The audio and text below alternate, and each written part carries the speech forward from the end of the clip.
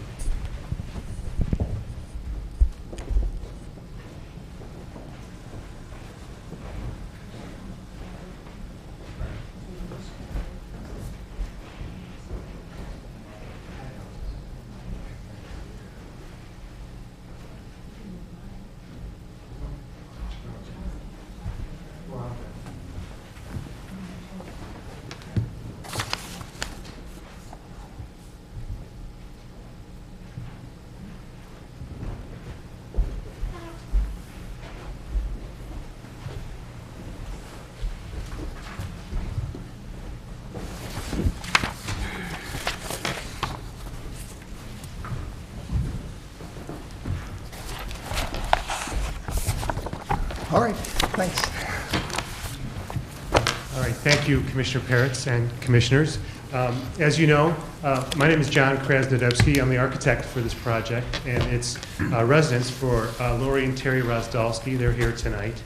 And also other members of our design team are here as well. John Mariani and Colleen from Mariani Landscape, and Susan Benjamin, our historical consultant, is here as well. We were here back in July to present this home, and there were many great suggestions made at that meeting, and so we spent a lot of time looking at those suggestions, and we studied those alternatives, and we've made some significant changes, and so I'd like to present those changes to you tonight. First of all, I'd like to just thank Lori and Terry for putting in the time and effort on this, because I think it's very unusual that we've got a client who's interested in preserving these historical elements and really embracing their importance and really improving them. And so I think it's a rare opportunity to have that with us. So what we've done is change the location of the home and looked at different variations in the ramp location, position of the house, and the lily pool location. So just to refresh your memory on what the site looks like, these are photographs of the neighborhood looking in different directions. The top left is looking at the Rozdalski's property. The slide on the right shows the neighbor to the north. The bottom slide shows the neighbor to the north, to the south, and the north property line. These were taken in July, so it's looking much different now. So these are other streetscapes. It has a wooded feel to the neighborhood. It's a winding street. And now here are the 4 landmarked elements on the property. And we want to improve on these and restore them. You can see the lily pool on the upper left-hand corner. That's the significant change that we want to make to the existing property. What we'd like to do is move the significant element of this pool, which is the marble coping, and position it alongside of the home now in a new location so that it makes more sense and relates better to the whole property. All of the other elements we're planning on very careful restoration of, and we have hired an expert in masonry to do an excellent document. It's a 50-page document on the restoration of those elements. I'll go into further detail. And so I do think that this watercourse fountain and staircase is the most important element on the site. And as you've seen, it's in poor condition, and a lot has to be done to stabilize it from deteriorating further. So those are the elements that are on site now.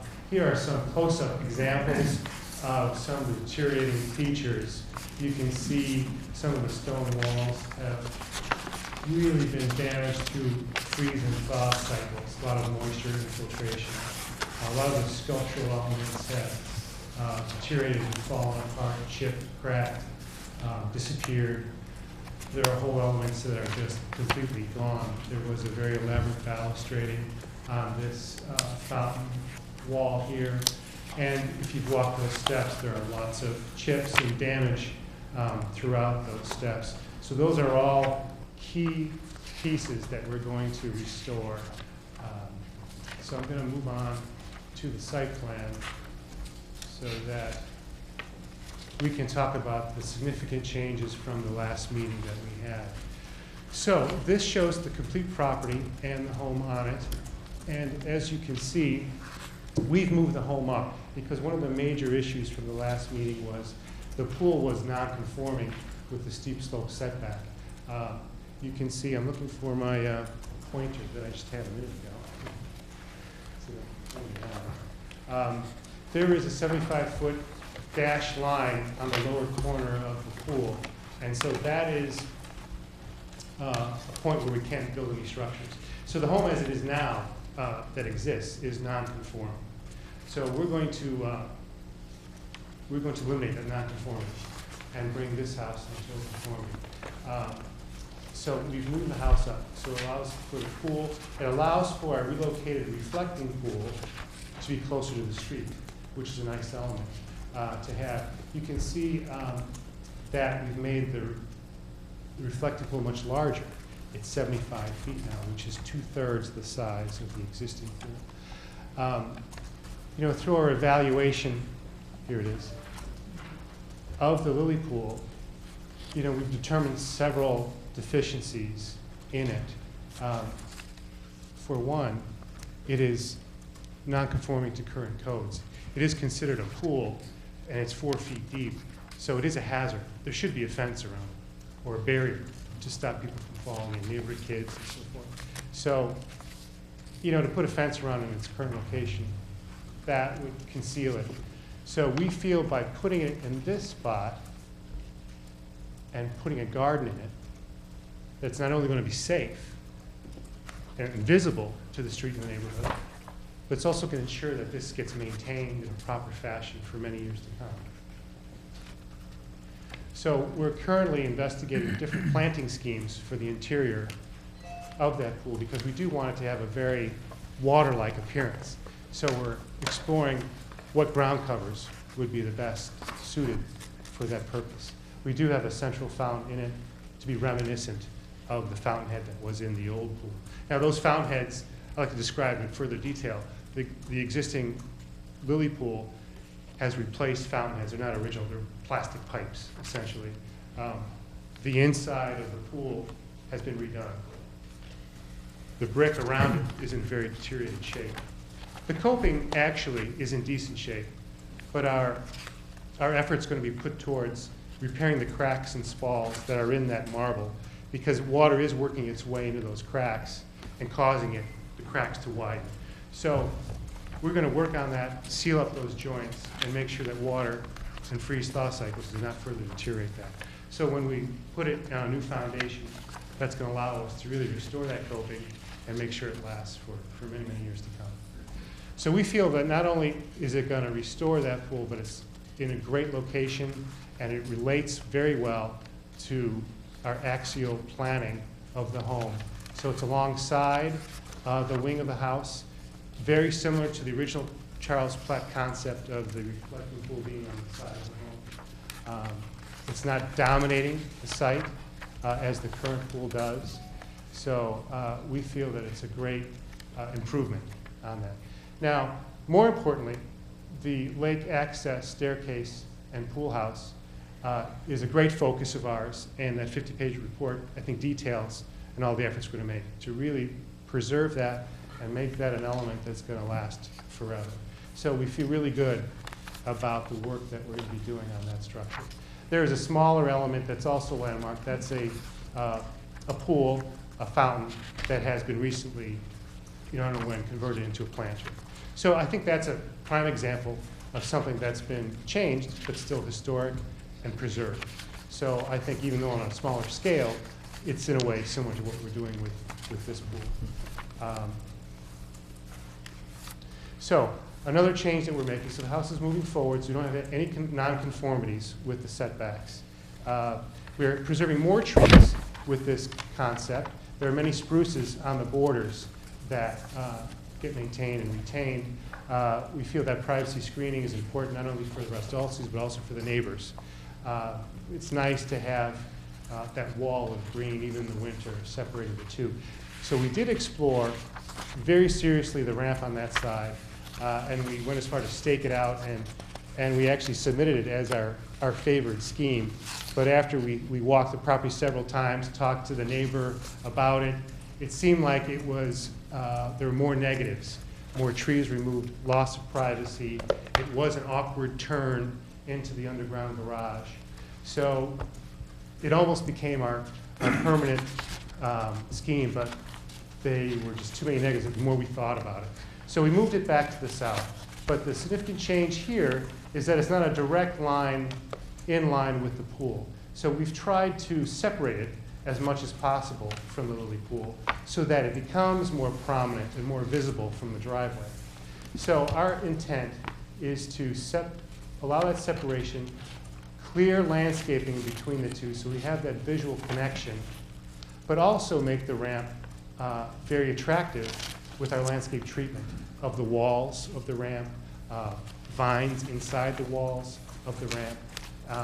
And so I do think it's going to be a very attractive feature, and I'm going to show you a few photographs of, I think, exemplary ramps that are in Lake Forest that Mariani's worked on.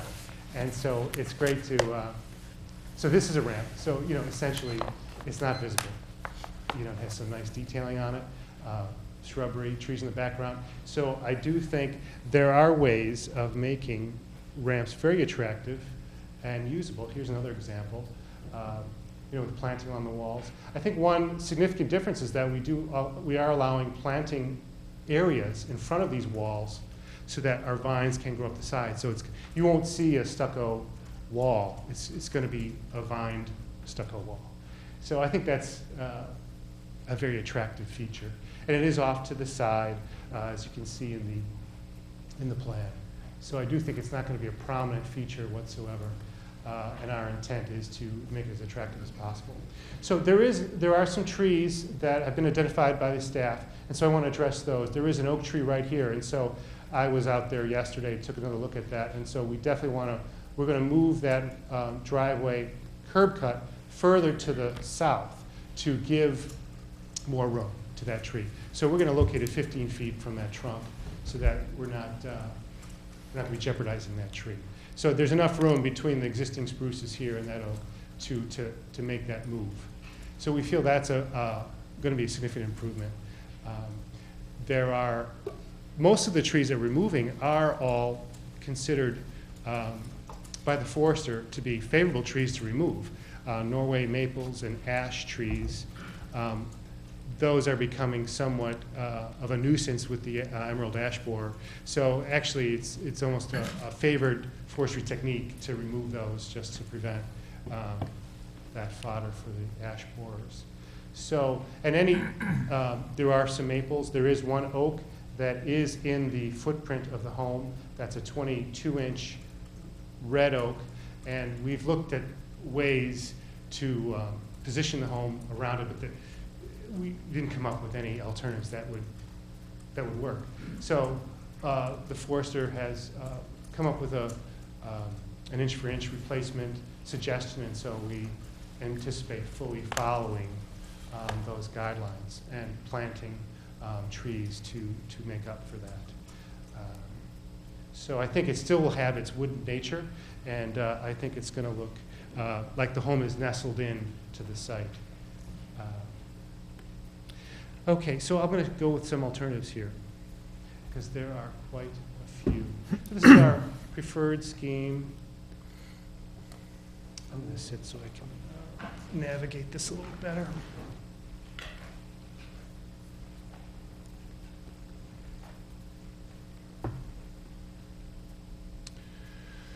Well, this is an overlay. This is interesting, showing where the existing lily pool is and where our proposed lily pool is. So it's going from 110 feet to 75 feet. So you still get that elongated feel of the reflecting pool. So I think you'll still feel like this is a significant element. It's a very long element, and you will still have a very similar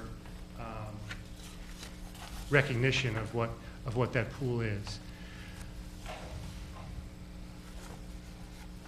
This is what we proposed back in July. So you can see the pool was non-conforming here. This ramp somewhat hid the edge of the pool because there's a retaining wall around it. So I think we have some dramatic improvements there. We've moved the home forward, so then the reflecting pool now can be longer by moving it forward. So by moving it forward, it's more visible. We've allowed more space on this side of the home. So I think, generally speaking, it is improvement on many different fronts. We've talked about, this is our current scheme. Moving on, here's an alternate that we did with the ramp on the north side. So as a result of this, it became awfully close to in view of the front of this home. So we weren't comfortable with that. This removed a lot of spruce trees along this line, so we weren't comfortable with that. It became an awkward turn into the garage. We're not comfortable with that. So those elements mandated a location of the ramp on this side. This scheme, we looked at the pool in a different location. Again, we have to conform with the setbacks. It became in the tree line. Didn't want to jeopardize the root structure of those trees. It becomes a shadier pool, more leaves in the pool, not something desirable. So this scheme is where we try to keep the pool in the same location while still getting a ramp access. And so it became too tight, too congested. Architecturally didn't work because of this, became too tight of a radius. So just functionally, it didn't work. So we did not favor that scheme. This scheme, we put the ramp on that side, so we thought we might be able to create more space for the pool, but in reality, we could not. So we did explore this. Again, not as strong, and preserves less of that reflecting pool. So we looked at more dramatic schemes where we kept the whole pool. But you can see there are a lot of constraints on this site. It is an awkwardly shaped lot, and it's dividing historical elements in half. I don't know if you saw the two piers in the backyard. They're not on this drawing, but there are two piers with a step in between them, and the lot line literally goes through the middle of one of those piers. So it is kind of a strange subdivision, and having this whole element pointed in that direction. You know, you'd think that that lot would be something on axis with the staircase. So it seems like there are a lot of deficiencies in the subdivision. So it's narrow. We have these very difficult, strict setbacks with the bluff. So that really limits your building pad. And so the home we're designing is a very narrow but wide home to take advantage of the views. So if you keep it as a wide but narrow home, you could potentially have a scenario like this, but it's just, with the pool being 115 feet, it takes up more than half of the lot. So you're left with a very, very small footprint, and you can't come up with a successful design that takes advantage of one of the more important aspects of the site, which is the view to the lake. And then, you know, you're too close to the neighbor, you're looking at the neighbor, privacy is lost. There's so many, I think, downsides to structure in that location. Here we looked at it again with another configuration of a long, narrow home.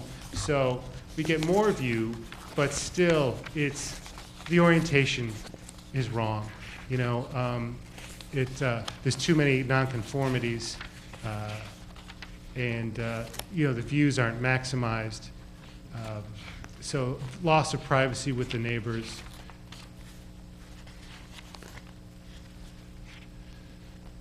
This scheme where we have an L-shape home, but we ended up with no room for a ramp into the garage.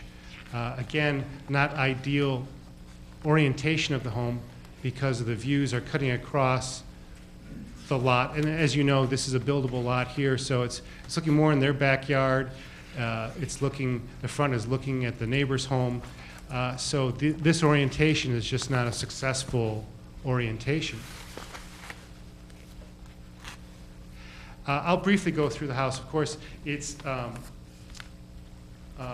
very classically designed. Materials that are more reminiscent of the original Italian Renaissance designed home by Charles Platt. So we've taken some cues from that design. We're relating the elements and the design of this home to the antiquities that are on site. So we feel that this is a great recognition of the historic elements that are on the site. We're using many of the limestone profiles that are on the existing antiquities and incorporating into this design. So we feel that it has a heavy influence and really a reverence for the Platt design without being a copy.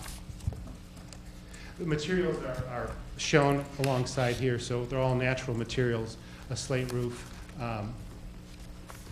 steel windows, lots of limestone design elements, stucco, a lot of Italian Renaissance features with the circle head windows. A lot of design elements that are encouraged by the city are incorporated in this design. This is a nice feature. This is a conservatory that's on one wing of the home. There's a three-car garage on the other side. What's nice about the conservatory on this side is that it faces that relocated reflecting pool. So this is a fairly transparent structure. So I think the visual to that pool is going to be significant, not only from inside, but from outside.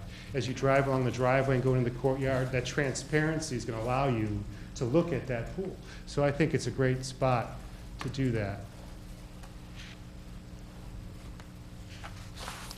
Other details of other parts of the home. I'm getting close to the end here. I'm going to just, I'm going to hand it over to Susan Benjamin because she was very instrumental in evaluating the historic elements of this home. And also, I can go into more detail about the restoration of the water course, but I'll wait for the question and answer period for that. So, Tell you what, John, why don't we, if you don't mind, why don't we let our staff give a report? I'll ask you if Susan Benjamin has a report for us, and then she can give it. How's that? That sounds great. Thanks. All right, so let's have a staff summary for us. Thank you, Chairman. There are several items or components of this request. The first being the relocation of the lily pool coping, the alteration to the relocated feature to the south side of the replacement residence, the restoration of the garden planter and bluff features to the east of the property, demolition of the existing residence, the replacement residence, which also includes consideration of the site plan, the ramp location, the tree removal, and then, of course, the landscape plan that responds to the replacement residence. So I would encourage you through your questions and deliberations to really make sure you do touch on all of those aspects, because those are all part of the request that's before the commission this evening. The petition before you this evening is very challenging. It does require the commission, as you do with all petitions, to balance the various aspects of the request, to have an understanding of the subdivision, how the lot lines were laid out, how they relate to the historic features, to look at the current regulations on the property, the steep slope setback requirements, the zoning setback requirements, the proposed restoration of the bluff features, the design of the replacement structure, the demolition of the existing structure. All of those things need to be reviewed and balanced and considered as part of this request. I know the commission is familiar with this site. I personally toured the property with each of you. So we were able to look at the bluff, look at the features that are really unique to this property. And it's kind of a special aspect to have those features in Lake Forest. With respect to those, staff is recommending approval of the project. With respect to the restoration, the recommendation is to tie the restoration of those bluff items to the certificate of occupancy, and really make sure that the whole project is done in a comprehensive manner. With respect to that, the plans need to be reviewed carefully, looked at for bluff stabilization. City engineer needs to be involved. There are several excuse me, conditions of approval that relate to that are recommended this evening. We did have some concerns about the driveway placement. It sounds like the petitioner has looked at ways to preserve some of the significant trees that are city-owned, and then look at ways to provide replacement inches for the significant trees that are lost. For example, the red oak that was noted earlier, if there's not room to replace those on the property, there might be room to allow for street plantings in the area. Let's see. The commissioners some commissioners have contacted staff and asked for more information on the local landmark nomination. That information was provided to you in your packets. There are several reports and drawings and information that was presented by the petitioner in your packets. And I know that you've all had an opportunity to review that information. There's also some correspondence that has been received since the last time this item was before the commission. New correspondence from neighbors expressing concern for the construction activity, for the demolition of the house, concern for the preservation of the lily pool, as well as comments from the Lake Forest Preservation Foundation, who are really repeating their comments from the last time that you reviewed this, and a copy of that is at your places this evening. So I would encourage you to review that correspondence as part of your deliberation. With that, I'd be happy to answer any questions. I know this is a complicated petition. We tried to lay it out and give you some order to your discussion, but we're available for questions and are recommending approval. Okay, sure. I would like to ask two clarifying questions if I could, and then I, as promised, would like to ask the petitioner for this historic report. The first clarification is with respect to the demolition of the existing house. I believe I understand that our ruling on whether or not that's demolished is purely a matter of historic relevance. Is that correct? So if the house is deemed historical, we could deny a demolition, but if not, we're not really in a position to deny it. Is that correct? There are 5 standards for demolition in your ordinance. I've actually placed those at your desk this evening. And you're right, they do relate primarily to the historic value and integrity of a structure. Whether or not it's of such old or unusual material or design that it can't be reproduced, that the loss of it would be detrimental to the historic character and value of the community. So those are the criteria that the Preservation Commission uses. Outside of the historic district, there are other criteria that are used for demolition, and those really aren't applicable in this case because it is under the purview of the Historic Preservation Commission. Okay, thank you. And then along the same lines, there's a number of comments both from communications and in the staff report regarding drainage, construction staging, those kind of technical matters. I just want to confirm that those are staff matters, and depending on what action we take, those would fall under the purview of the staff to make sure that those are well done and according to ordinance, et cetera, et cetera. Correct. Construction staging and material plans are required for all projects at Lake Forest. I think given the fact that there is a lot of activity on the street in this neighborhood, we will look carefully at the plan presented by the owner at the time of permit.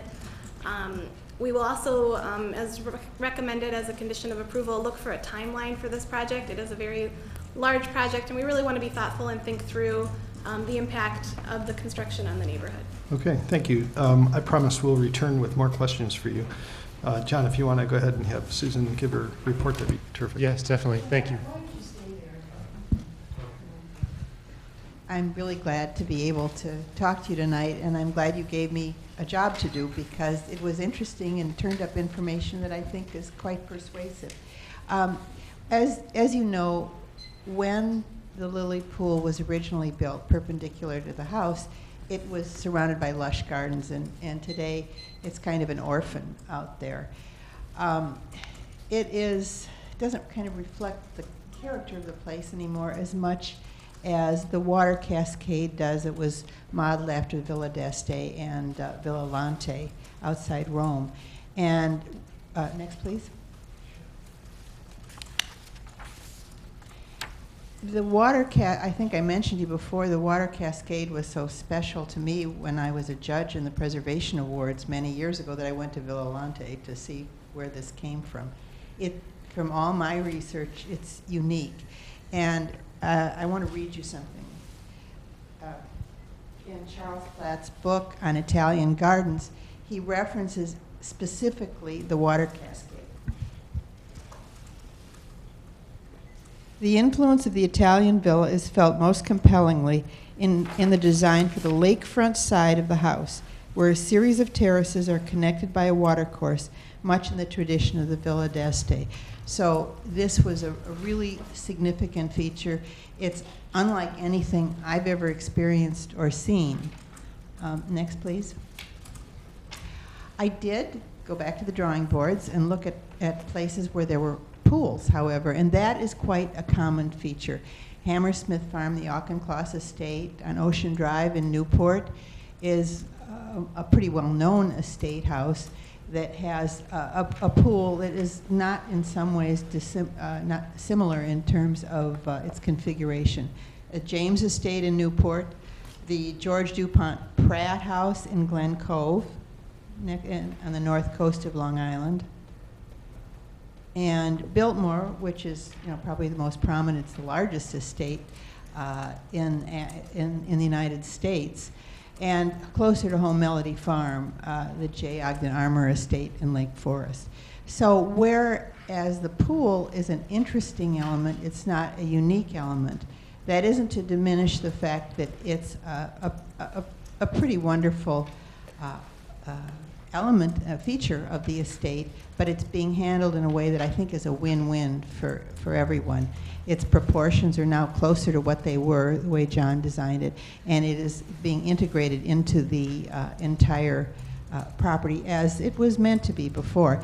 I also looked at the ordinance because it was of concern to me that, having served on our commission and still an advising member, I approach things quite thoughtfully. And I think in terms of applying your standards for alterations to a landmark, that it works. A lot of the significant features are being retained, from the width of it, the coping, the profile of the marble, the corner design, the pattern of the bricks, which we didn't talk about so much, but they're pretty special too, and John is going to retain those. so much of the historic material will be retained. The scale will be appropriate. It'll be visible too, and that's kind of a big deal. It's visible from the public way and visible from the driveway. So it's integrated into the entire estate, much as the pool was meant to be previously. And finally, some of the material where there's extra material will be used to restore the water element. And I just wanted to share with you some slides to show you how really beautiful and special and unique it is. And I have to commend the new owner for restoring this incredible historic feature. So I commend him, and I think John did quite a wonderful job of pulling the whole thing together so that it's a win-win situation for the community and for all of us and for the owners. And thank you.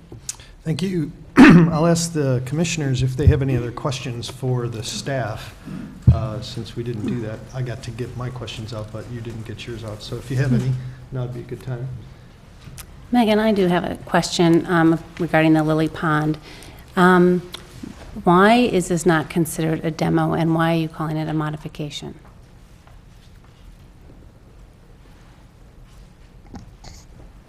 I think it could really be looked at in either manner. You know, I think looking at it as a relocation and keeping the essence of it with an alteration of the use is one way of looking at it, and that's how it's being presented to you this evening. There certainly is a portion of it that will be demolished. You know, the portion that's not being used will be removed and reused throughout the site to help restore it, the remaining cascading features. So you said it could be considered a demo. Is that what you're saying? I think if the commission is looking at it that way, they certainly can and present findings that you know, go in that direction. Because then that would require you to evaluate it based on the demo criteria in your staff report, right? If we considered it a demo as opposed to a modification. If the commission chooses to take action on it as a demolition, they would present findings to staff, and we can prepare findings based on your deliberation and your comments. Okay. So just a quick question about, The staff's interpretation was that this really was a relocation. It was an adaptive reuse. We did not look at it as a demolition. It is not being taken off the site in whole. It is remaining in part and being adaptively reused. So our interpretation was that it is not a demolition, but Ms. Newman is correct. You can direct otherwise. okay, so just so I, understand the differences here. So when we're looking at a house and they're doing a modification to a house, at what percentage modification do we consider it a demo? For the preservation ordinance, the demolition criteria can be applied to a partial demolition, to a full demolition. For a house to be considered a complete demolition, more than 50% of the structure is typically looked at to be removed. Okay. So considering that John just called this a significant modification, then we can consider it as kind of a demo and apply the criteria to it, if we choose to. Okay, thank you. And just one other question. When was this landmark nomination form prepared? It doesn't have a date on it. 2001, I think it's in the report. 2001? And it was done by the owners who are currently the owners, right? Is that correct? It was done by the previous owner. Previous owner, thanks. Right, in 2001, as the chairman stated. Okay. Any other questions for staff? Oh, but we'll have more, I promise. All right, how about questions for the petitioner? Or for Ms. Benjamin? I have one question. Sure. The dimension of the lily pool, as it stands today, is 110 feet. 110 or 115? I've seen 110, and then there's the brick surrounding 5 feet on each Gotcha. side, So so 120. 120 with the brick. Okay. By 25, without the brick at 10, so 35 to include the brick. So let's ignore the brick, I guess, for a second. Okay. And then by 4? 4 feet deep, Yeah. And then, last time we looked at it, it was going to be 60 feet correct, without the brick. Correct. apron, correct. By 25 feet, 25 by 1.5 feet. correct, And now it's going to be 75 feet. correct. And it looked like it thinned down a little bit, did it? Or not? Still 25 feet Still wide. 25 by, The depth, 1.5 feet for planting. and it's going to be filled with, Plant dirt. material, most likely ground cover, a central fountain in the middle. Great, thank you. Hey, Megan, I had a question for you, actually.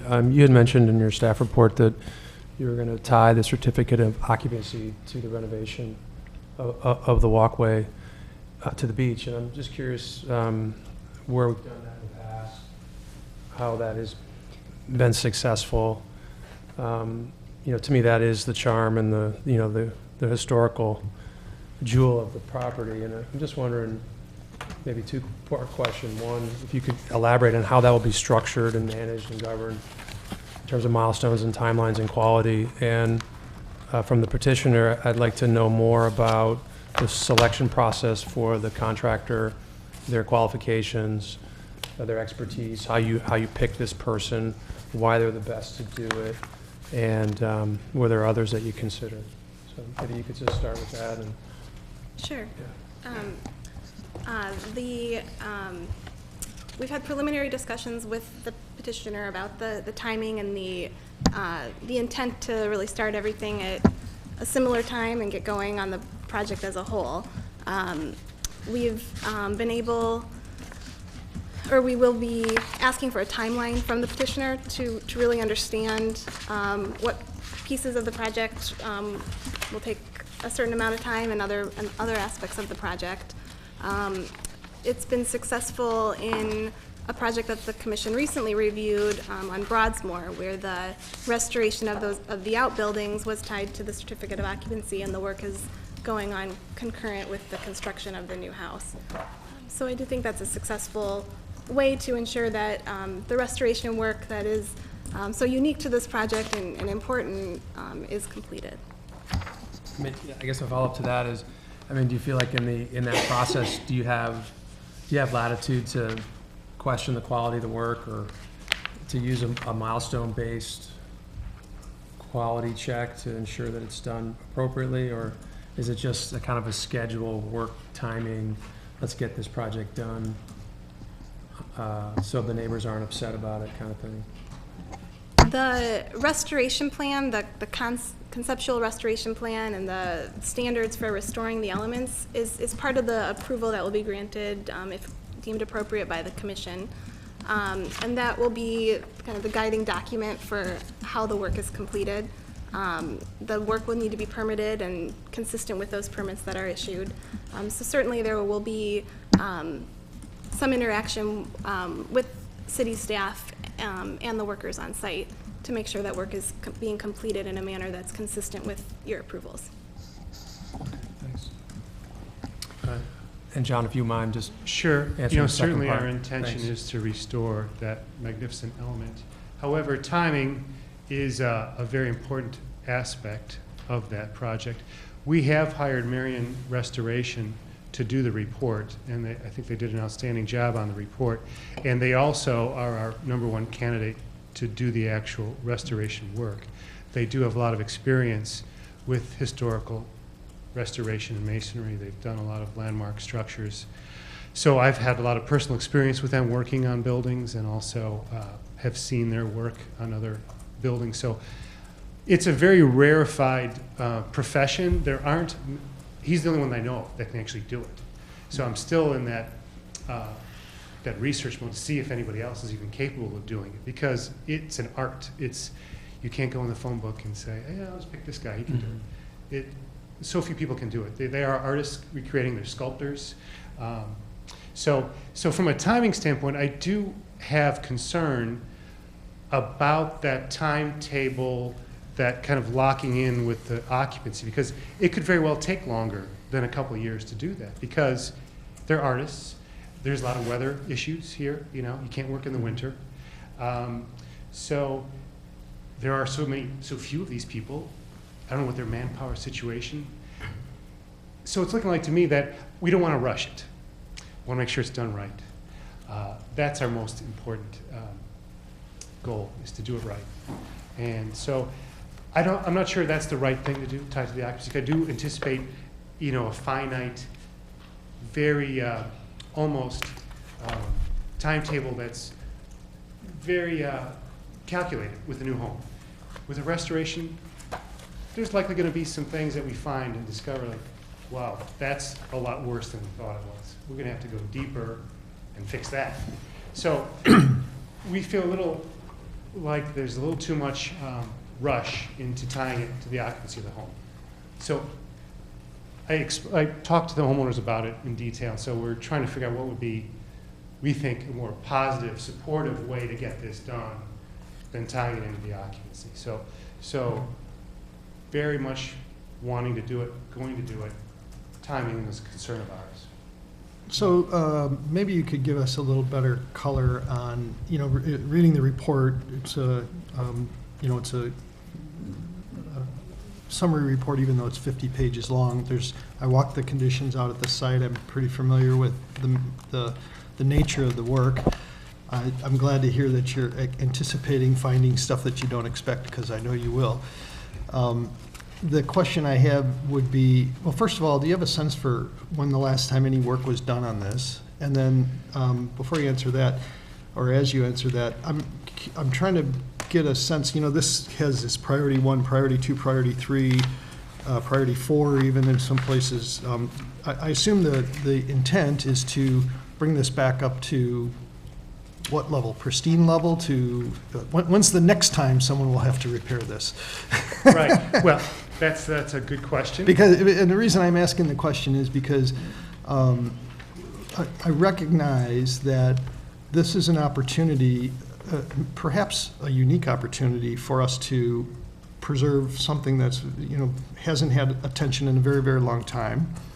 And so I'm editorializing now, but and we want to make sure that we understand what the opportunity in front of the commission is, because there's a quid pro quo. The quid pro quo we don't really care for very much, and that's the loss of another historic structure. It doesn't matter what it is, it's a loss of a historic structure. So we're being asked to trade one for the other, basically. Call it a modification, call it demolition. It's a trade. And so the question is what are we getting? Is it something that we would anticipate if this opportunity goes by, there is another practical opportunity for us to make sure this doesn't fall into further derelict condition and is then ultimately lost. I think that's that's the weight that's upon us tonight, is to understand, are we trading something that we'll never be able to get back again? And we're not unfamiliar with this process. We're not happy about these kinds of petitions because we don't like to make these calls. We like the easy ones where everybody's happy and comes in and spends lots of money and everybody's beautiful and it's great. This is a trade, so tell us as much as we can understand. And we want to understand what condition this will be in, how you'll go about doing the work, whether it's, you know, actually I can think of some better ways than an occupancy permit to make sure this gets done. But we could talk about those after we figure out if we want to do it. So if you could dig into that a little bit. Well, I'll start with the work that has been done to it. I think there were several periods of work done. It looks to me, I mean, this is not confirmed, again, this is my opinion. When the home that's there was built in the 80s, I think a lot of work was done to the structure. The red brick that was refacing the pool house, that appears to be a similar vintage to the 80s home. I don't know about the concrete patching. There's been most of the restoration work has been done in concrete and not in limestone. I think, and that's something that has caused further damage because it's locked in the moisture. So the work that has been done has been poorly done, and it's contributed significantly to the deterioration of what's going on here.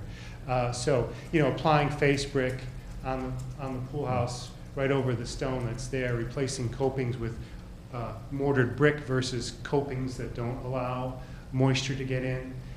So wet setting or mortar setting the pavers versus a dry laid paver.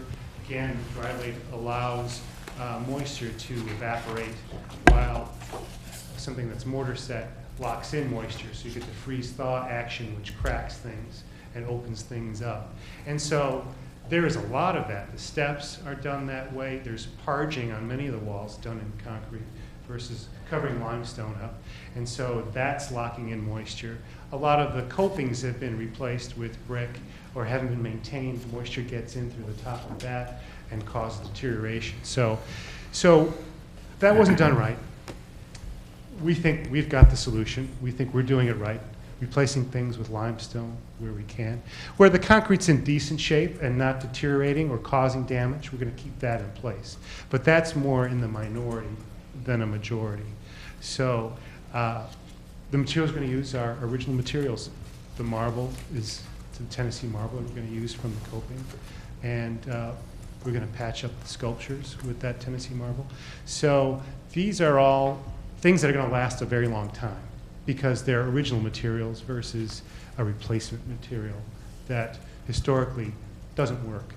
So we feel confident that we've got the right team involved to do this work. So it's going to be done right. I think the previous owner did some work as well, but I couldn't identify what that is. It just seems like some patching is more recent than others. However, you know, I think it's a win-win. I don't see it as a trade-off. You know, we're saving 70% of that coping of the pool. So I feel that's going to ensure the preservation of that element. If it's left as a pool, you did have to put a fence around it. You know, they're not going to have a feature that's a hazard. Insurance company probably wouldn't even insure it. So I feel this is an adaptive reuse that improves and contributes to a great stewardship of all these elements. So I see it as a win-win, and I hope that you do too. All right, any other questions for the petitioner? I have a question. You know, just when I was warming up to the lily pool being moved, you changed a few things on us. You're proposing it's going to be some type of garden now. Can you tell us what this garden is going to consist of? I know to think of John's question, you said ground cover, you know, but can you flesh that out a little bit more for me? Yes, we're giving that long and hard thought on what material, plant material to put in there. Our thought is to do a more of a monochromatic material that would allow the coping to be the prominent feature in that garden versus something that grows tall and covers it up. So we want a short ground cover that looks good year-round, and so more of a euonymus type. We haven't decided, and that's certainly something that we will present to staff, whomever, to approve that. But we feel a single species is better than something with a variety to it, you know, bushes and things, because we feel that that's going to de-emphasize the important feature of that pool. So I know John has given it long and hard thought. We've got a slide that shows an example of something he's done in the past, not necessarily what we'll do here, but it kind of looks like it's water, even though it's plant material. You say you have a slide. Do you want to go into that, John? Could I see that? Yeah. Let's see.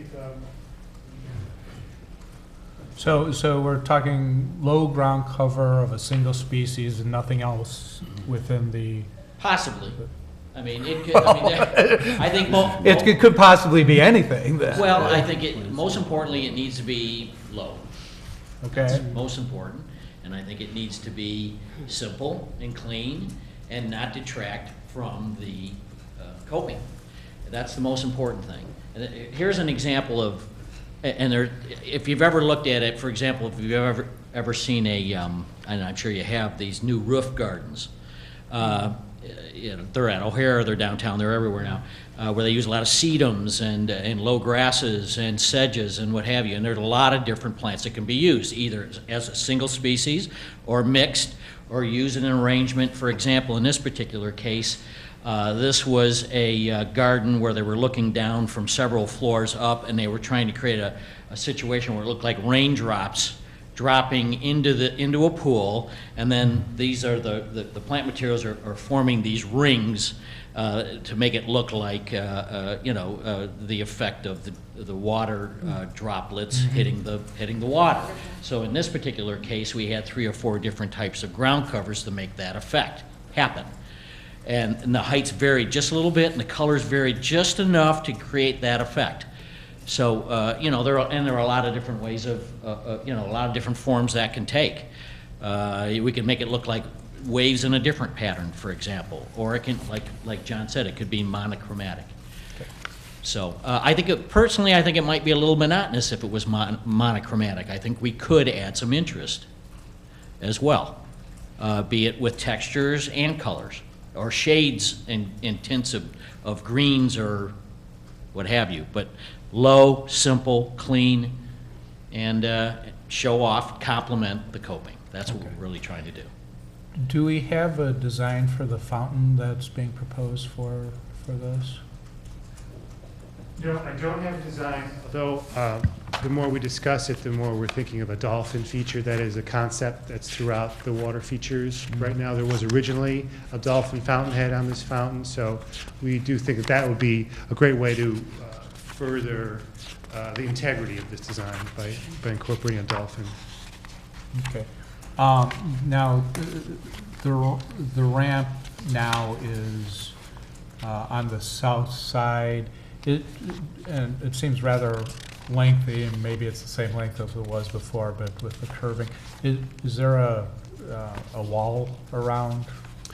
Yes. Do we have a design for the wall that's going around it? It's a stucco wall, as low height as we can. It'll be 3 feet tall. That's the code for And the retaining wall. cap on it? Cap is limestone. Yes. Okay. And it's a solid. It'll be cap solid and versus a stucco see-through wall. Right. Correct. Okay. And where does it start as far as the ramp goes? Does it start right where the ramp starts to descend? No, it doesn't. We're going to have a flat section on that ramp approach, and then we're allowed to go a little bit on the ramping before we need a retaining wall. So we're going to try to hold that away as much as possible from the driveway, just to have as little of it as possible. That's our goal. Okay.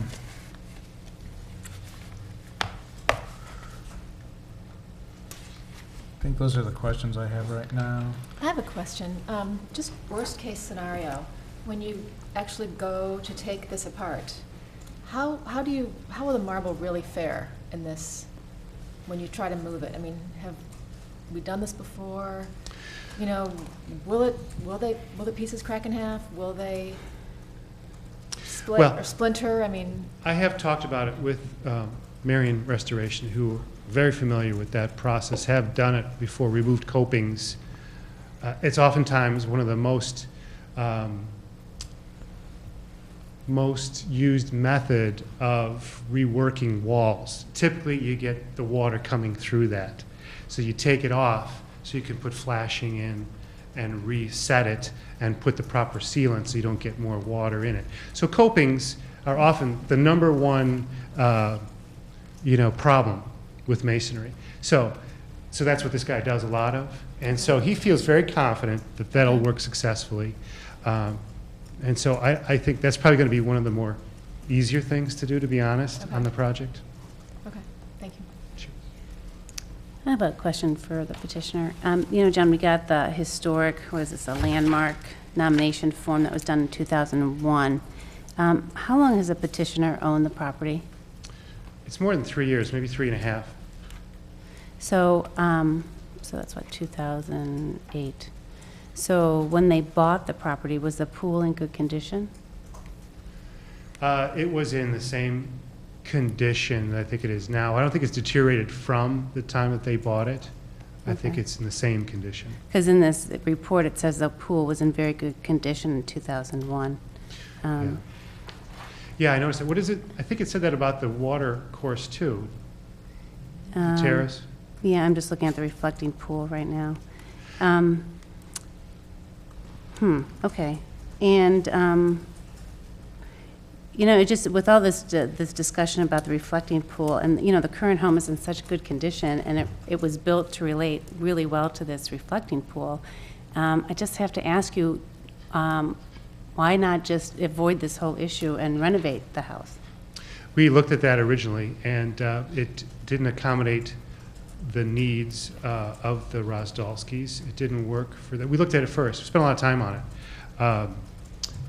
And it didn't work from a renovation standpoint.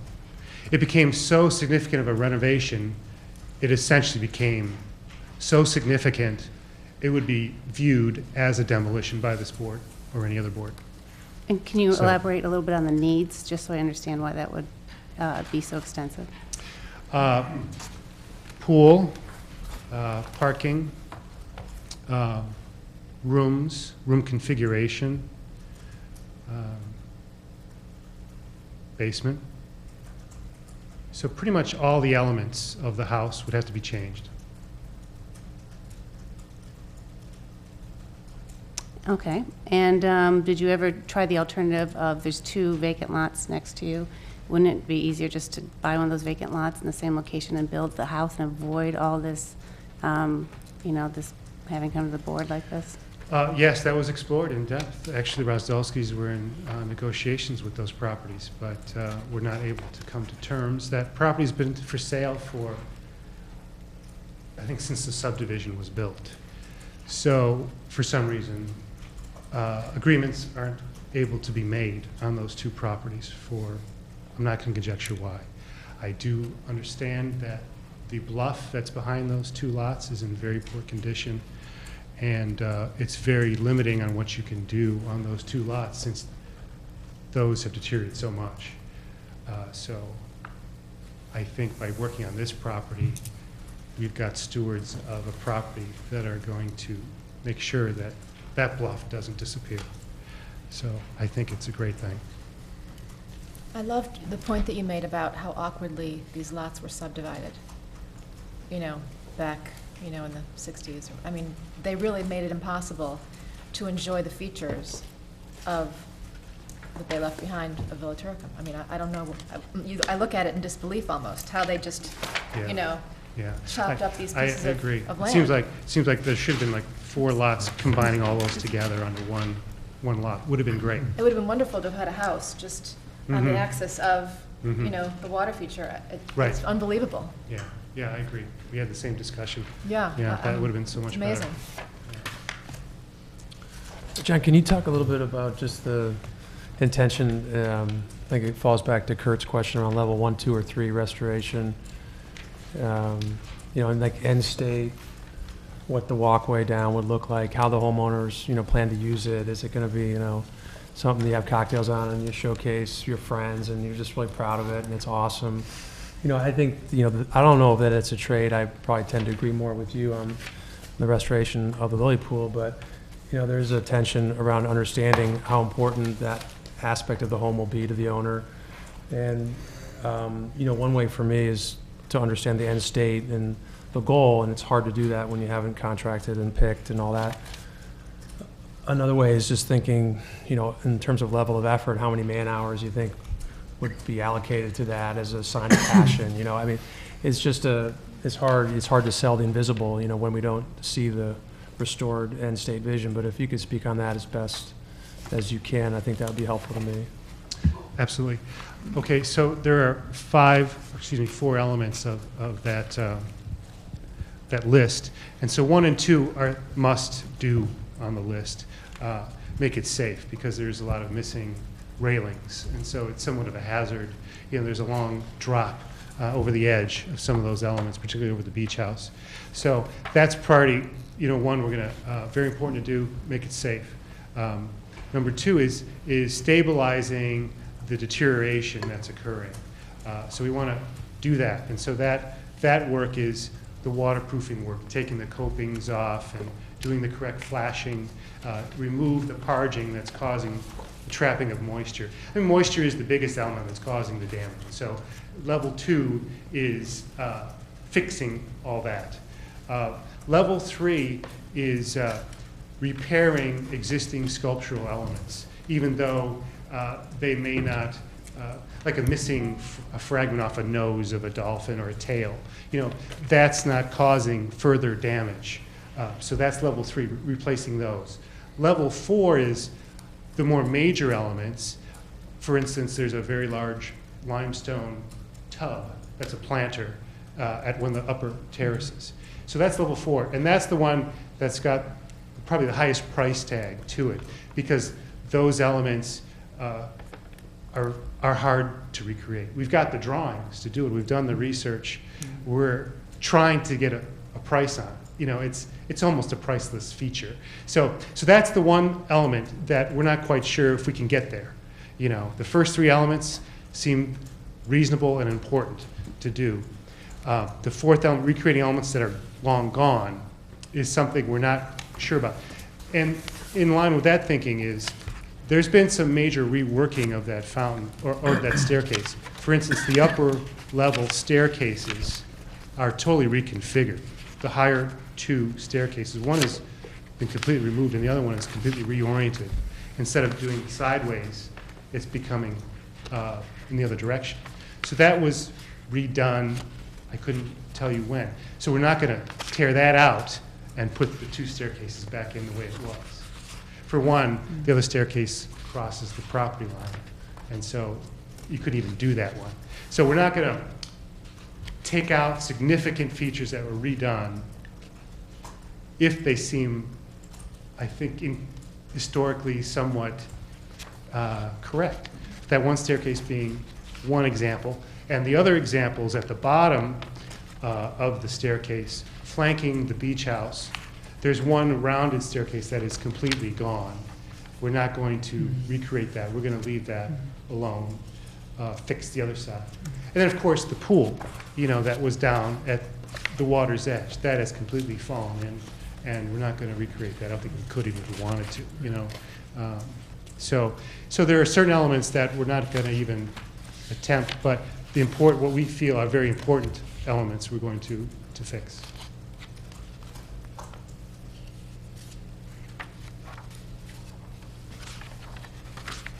I have a question. You have, with respect to the pool, which continues to be called a pool, even though I see it's now no longer a pool in the proposed plan.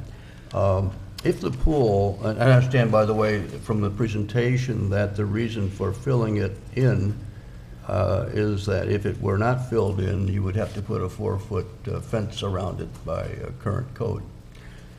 It seems to me we're jumping to filling it in pretty quickly, because wouldn't it not be the case that if you were to reduce the depth of the pool, but preserve the character of what it is and has been for 100 years or so, and allow it to continue to be a pool and still called a pool, at a lesser depth, it would not require a 4-foot fence around it? I think that's correct. I think if you're under 1.5 feet of water, or a foot, I don't know what the level is where it changes in code requirements for a barrier. So we have discussed that, and we have felt that this would be a significantly large water feature that is going to be empty most of the time. So we felt in the 6 months of the off-season when it's drained, that it's not something we want to see 6 months out of the year. We don't think it's the climate for a pool that large. So somewhat it became impractical. Disagreements with what it has been for 100 years.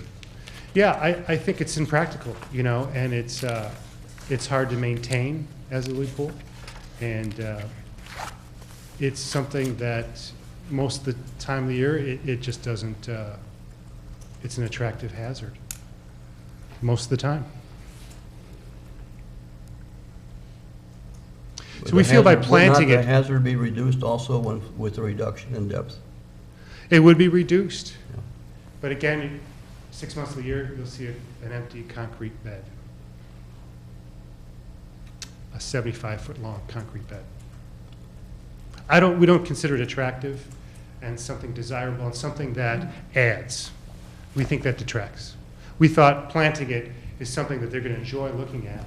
And once you enjoy a feature, you'll make sure that that is maintained. John, it can also be Yeah, I suppose, I mean, you could start out as a pool, what you're saying, you could start out as a pool, then plant it. Start out as planted. Mhm. Oh, that's true. You could start as planted. Somebody said, it's important to me as a water feature, you take the dirt out.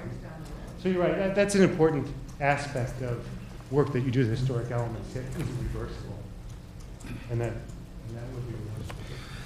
Okay, any other questions? I just have Sure, go ahead. two quick questions, and one question related to the architectural design, which was, I was looking at the model, and it appears that the ramp now sort of heads straight towards the, I don't know what to call it, but the thing. I call it the feature. garden pool, is what I call it, the garden pool. The So it has a little bit of both in it, yeah. The coping. The coping, if you will. And is that what you're intending? No, this model was presented at our last meeting, and so that was one of the comments that I took back from the board, is that that straight ramp with the retaining wall detracted from the location or the visual of the relocated garden pool. So we changed it to a curvilinear ramp that's set further away from it so that we could get a view corridor to the coping on that pool. So what do you intend this is right not now? representative of our current scheme Okay, with so the what do you ramp. intend right now, if I may ask? It's a curving ramp, and maybe I Okay. can show you a plan again. That's And okay. yeah, so we're trying to separate the two more. That was a comment that the board made, and we thought, yeah, let's separate the two so we can emphasize the view corridor to that garden element. Then I had a question for Ms. Benjamin, if I might. Okay. And that related to the context of the lily pool. The lily pool, of course, is situated in a sunken garden. And at one time, the sunken garden was we can see from an was American lavishly- landscape architect that the sunken garden was reasonably well planted. And there was a line of Irma running across the western boundary. I think one's left or two's left. There were steps. I think there's some steps left.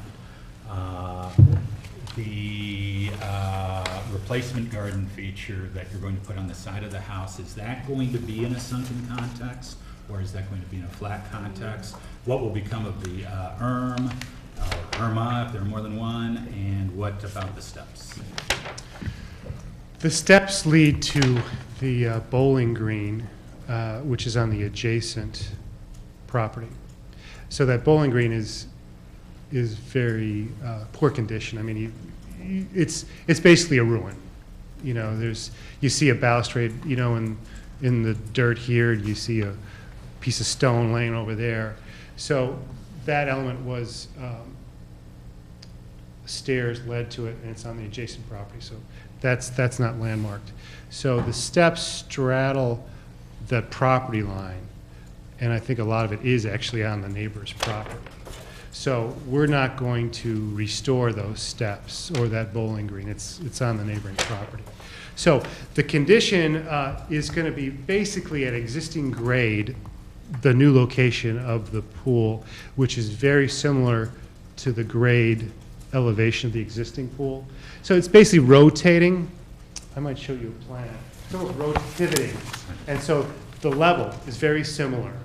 So it's not going to be sunken any more than it is, or raised, exact same elevation. So I think your view will essentially be very similar of it, even though instead of the orientation being horizontal, as you approach the property, it's going to be more in line with your approach.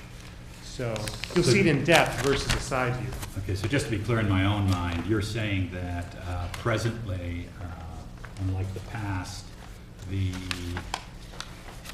lily pool is not in a sunken garden? I think now, Just looking at the topo. yeah, right now, I wouldn't categorize it as a sunken garden. I think at one point it was, but I think significant grading has been done to the site. You know, that whole site was formal gardens, and the picture does look like it was lower at one point, but certainly now it's all on the same level, even with the home. It does appear the neighbor to the south, that his property does go up with those steps and that elevated bowling green. So there is somewhat of a plateau up there. I suppose when you approach the home from the street, there is a rise in grade, maybe 4 feet, and then it dips down again. So Yeah, that's the impression I get. yeah, Yeah, so that's what's occurring, but then it stays low. And maybe before, maybe it went up again. But right now, it's like a little hump at the street curb. Yeah, the walk around this pool now is pretty much at the grade of the doorstep at the rear of the house. Yeah. But you do look down on it, and you will still, because you'll still come over that hump. Yeah, At the existing. it'll be trees. hidden, kind of like now, you look at it, it's hard to see the lily pool right now when you're on the street. But when you approach, you start to see it. And I think that's going to be the same feeling. You'll go over that hump, and then you'll see the pool to the side of the home. And I think you'll see through the conservatory too and see it. So, and I'm sorry, just to be clear, I think the last time we saw this was proposed to be a planter. Yes, it was, Yeah. yes, right. Go ahead, I'm sorry, John. The last thing I was going to ask is about the statue of the urn. There's one still there, isn't there? Yeah, we're gonna put alongside the pool, that's our current thinking, on the south side of the pool. So it's a kind of a focal point. You can see it from the house, see it from the street. I think it'll be nice and visible from that location. I just have one more question. And it's for Mrs. Benjamin, for you. Did you help write this landmark nomination form with the De Bruins in No. 2002? You did No, too? the first time I saw it was when I was I don't know the timing between when it was written and when it was nominated for an award. That was the first time I saw it. And I've written anything. Okay. Because I have just a quick question, maybe you can comment on this, because Sure. it was considered significant when this was accepted by the city. This is the city's landmark nomination form back in 2001, and the Lily Pond was considered in very good condition and historically significant to the city of Lake Forest. So in your opinion, now you're saying it's not significant, and I'm just wondering what changed? No, Why I'm is it not different? saying it's not significant. I'm Okay. saying that it is relatively, when you are looking at the two elements, the lily pool and the water cascade, that the water cascade is, on a scale, it's more significant, it's more unusual, it's more site-specific, and it just is something amazing. Whereas the pool is something that is quite a common element in garden estates. I'm not saying it's not significant, and I think in the way that it is being handled, it's being done really sensitively, so to preserve the best parts of it, to show that, this was something that was part of a large estate, and it is now part of a piece of property utilizing the same elements. It's kind of a compatible, adaptive reuse of an important element. I don't think it's insignificant. I just think there's a relative thing going on. Okay, so it's still considered important. historical. Yeah. Significant, okay. It's But important? It's significant, but you know what?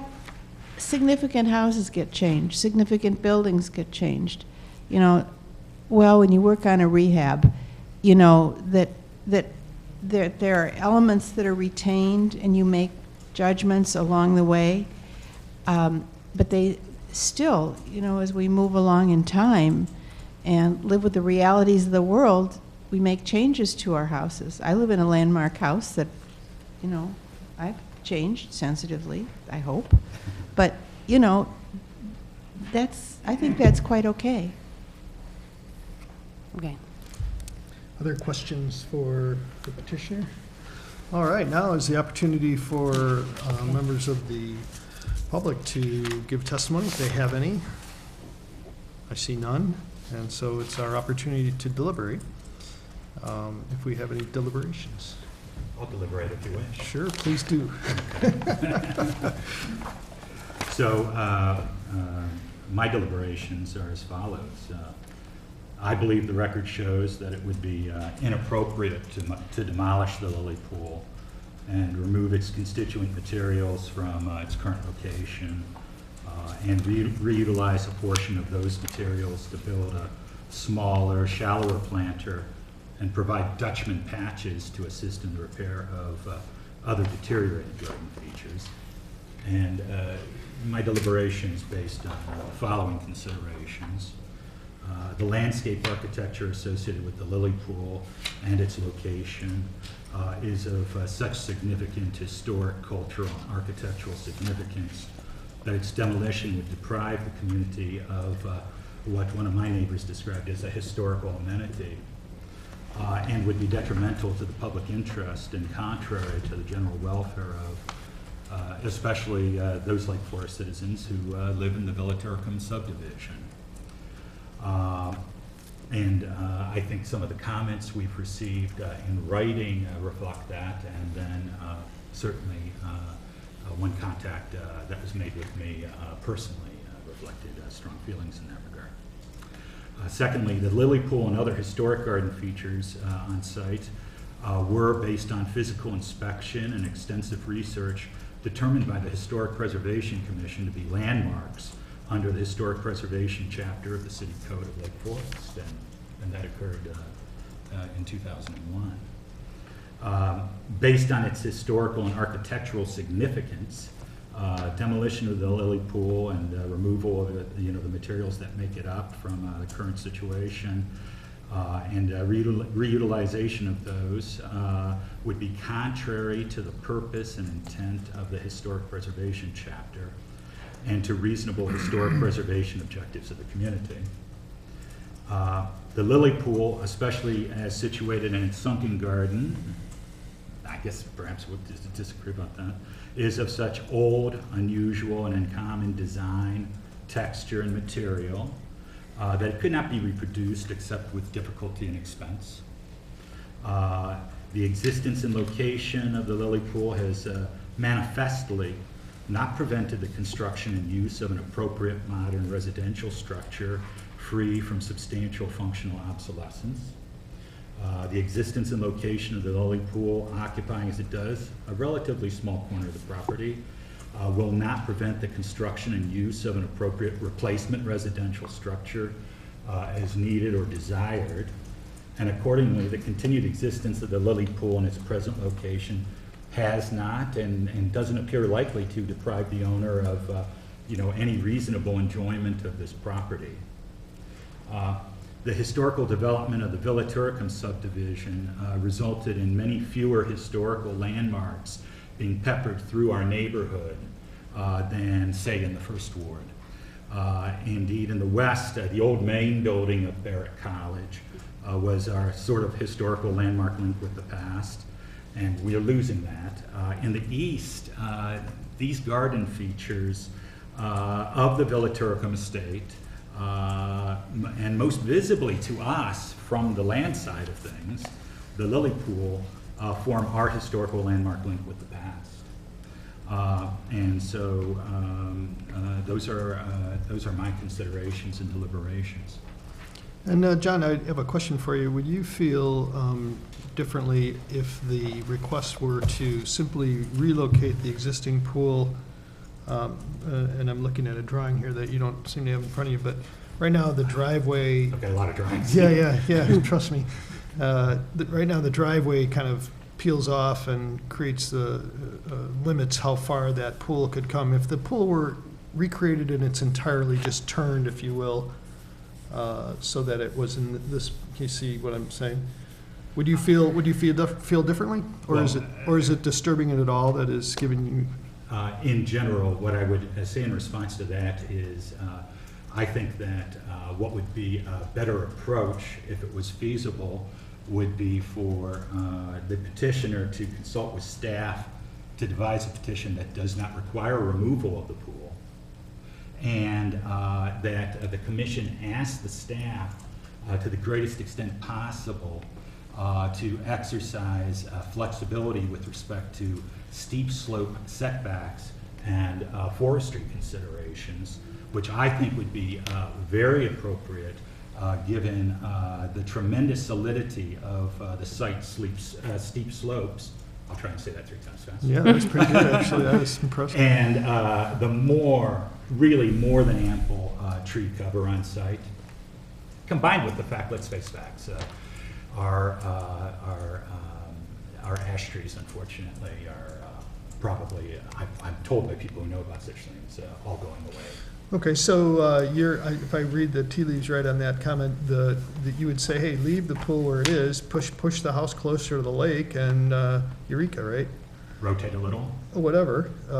maybe move the conservatory. So if this were to come back to this board for an approval, but it did not include any condition for the repair of the existing landmarked structures, would you feel comfortable approving that? Yes, I sometimes believe an authentic ruin is superior to someone's idea of what things should look like. Interesting. Good. Then they lose their pool. I didn't propose a solution, I just asked the question. I mean, that's the question, is why not explore Yeah. having the Alternatives. pool? Yeah. Well, That's a the reason I tremendous- ask the question the way I do is because trust me, I'm sensitive to the pros and cons of the approach, I think that the petitioner has taken this seriously enough to spend some time to study it and try to come up to a proposal that makes sense. So our deliberations here are not just to convince each other what's right or wrong, it's to inform the process whether there's a solution that can be, whether there's a middle ground that makes any sense, So that's what always we're trying to do is help facilitate solutions or conclusions that we prefer. So I appreciate those comments, they're very good ones, and any other deliberations? Well, let me jump on Yeah, that please. because I obviously believe that any relocation is considered a demo. And if you look at this based on the criteria, it absolutely does not meet the criteria for a demo of a landscaped property. So what I keep going back to, though, is when I look at the site plan, I just keep thinking that conservatory, if it was to move some other part in the house, or even eliminate it altogether, you avoid that conflict with the reflecting pool. I mean, right now, you have a house that was designed around the reflecting pool, and I think that works great. I think, personally, they designed the house to work around that pool, and that's what I would encourage the petitioner to do, is let's assume that, let's say I was the client and I came in and said, I really want to preserve that reflecting pool. Okay, design a house that meets your criteria of views from every room and, parking or whatever the other needs John was mentioning, and then try to preserve that pool. And I think really the only conflict I can see at this point is that conservatory. And the ramp. Well, the ramp, now we're going back and forth. Yeah, last time we saw it where Fred had asked for it on the north side of the property, the last iteration, and that seemed to avoid that conflict with the reflecting pool. Maybe we revisit that again, a little bit of tweaking, and then tweaking with the conservatory, and I think you can still have a nice house that meets the client's objectives and also preserves the pool, which, is a significant feature. Mrs. Benjamin just said it was a significant historic feature.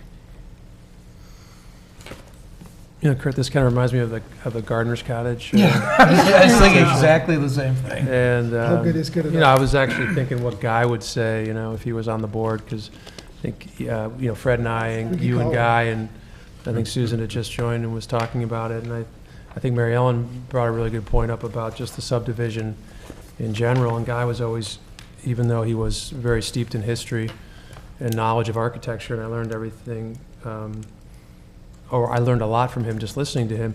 He was always a big advocate of balancing and ensuring that we don't sway too far over and lose sight of the property owner's rights.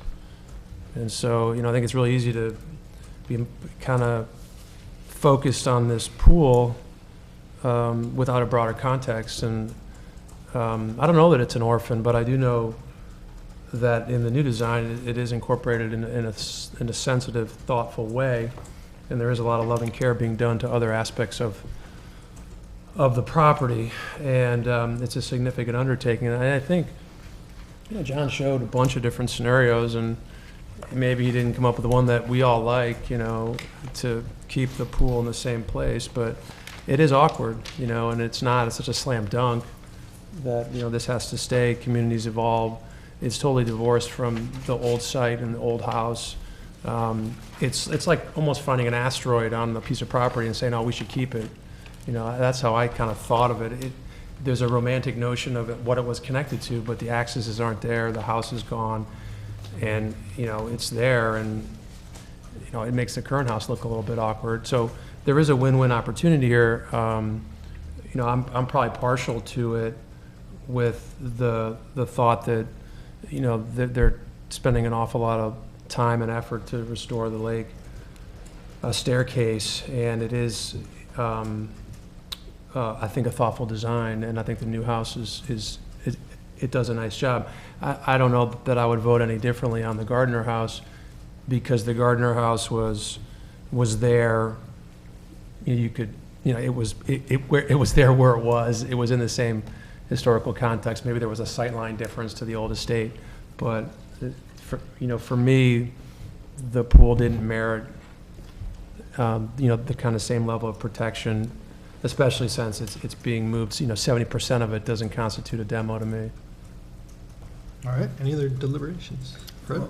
Well, yeah, I just want to say something. I think, you know, the fact that there have been comments that have been made shows there is an appreciation for the historic value of the pool that is there, even to the point of redesigning the house to make the pool as it is possible. And yet, I would say that's at one end of the spectrum, and then another end of the spectrum, of course, is losing the pool, which I frankly find is unfortunate for another reason, because it is the most publicly, potentially most publicly enjoyable part of the historic features. The Italian features down to the lake and the fountains and such will be wonderful for the owners to appreciate, but very seldom, if ever, viewed by the public probably. But this pool is something that is possible to see from the street. And so that is one of the reasons I give it some more value, is that it has a chance of being enjoyed by the community. And much appreciation to the owner for wanting to do what they're doing with the property, let me add. And also recognizing some great planning has been done. All the sequences that you've done with the site analysis and setbacks and the challenges that are presented to do what's being done are admirable. I mean, so much good work has been done. So addressing Commissioner Preschlack's balance notion, I find myself very close to something that is a balanced solution, which I think is what's on the table, with the exception that you don't fill it in with dirt, you let it be a pool. And reduce it to 6 or 8 inches of water and let it be a pond, in fact. When it gets filled in, from my point of view, all that's been done is to create a garden with some relics or fragments of something that used to be a pool that now become an edge condition to the garden. In other words, the curb is, if it's pointed out to someone, what can be pointed out to have been part of once a pool, no longer recognizable as anything like what it used to be. So at that point, it's the curb is not that important to me. I think we're having a garden, and that's not a pool. So, but if the plan you have on the table was converted to a pool, and simply with a note on the plan, pool, instead of garden, I'm pretty good with it. Other deliberations? Could I mention one? Oh, sorry. Go ahead, John. I was just going to mention one thing, Sure. because everybody's brought this up. If the concern with the lily pool as it exists is a safety concern, everybody's come up with the perfect solution to it, which is you could fill it in with dirt and use it as a planter, just as you're talking about. Well, I think we would. With the new feature. Yeah, I mean, I guess I'll just speak to that really quick. Okay, They could do that now. Yes. But it is landmarked, and so I would hope they wouldn't do that.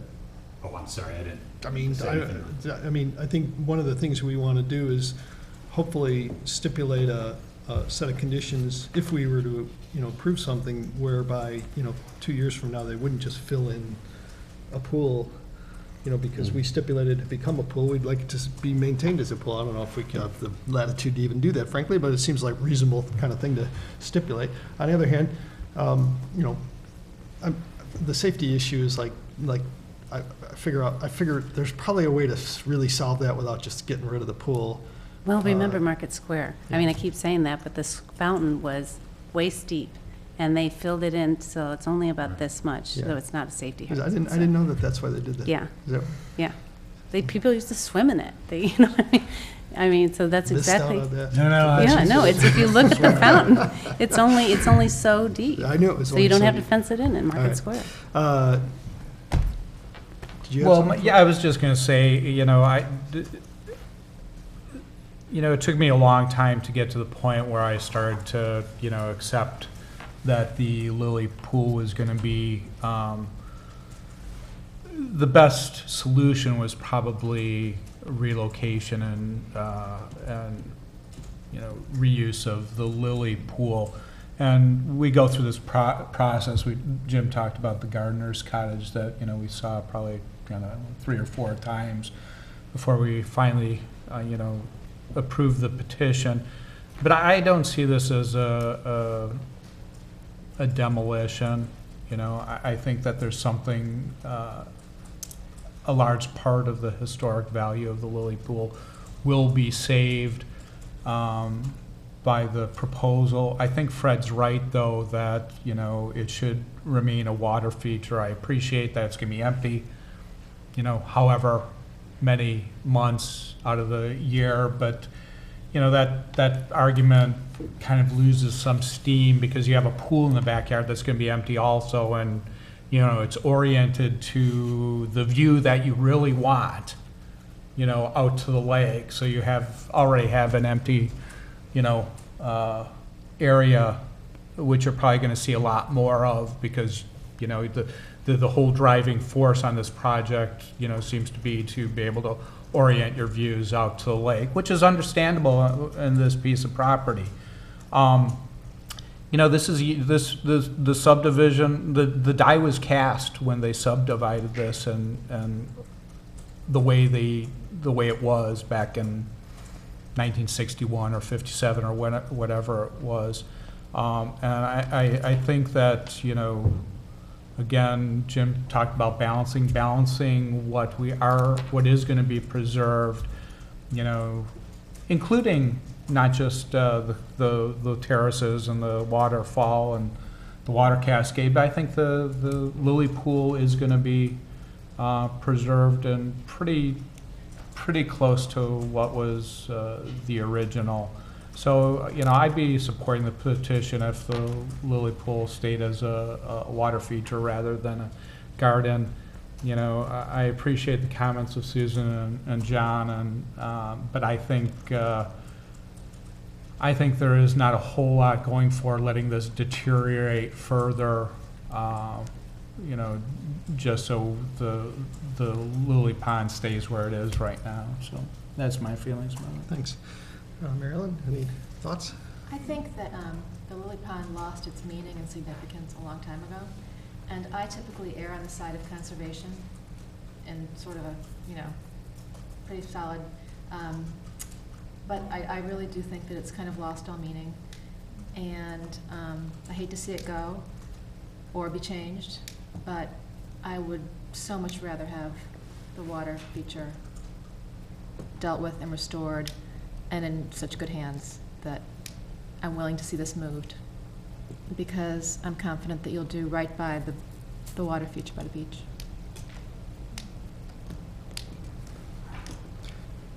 So I like the house that's proposed better than the house that exists. So nobody said anything about the house. It's a nice looking house.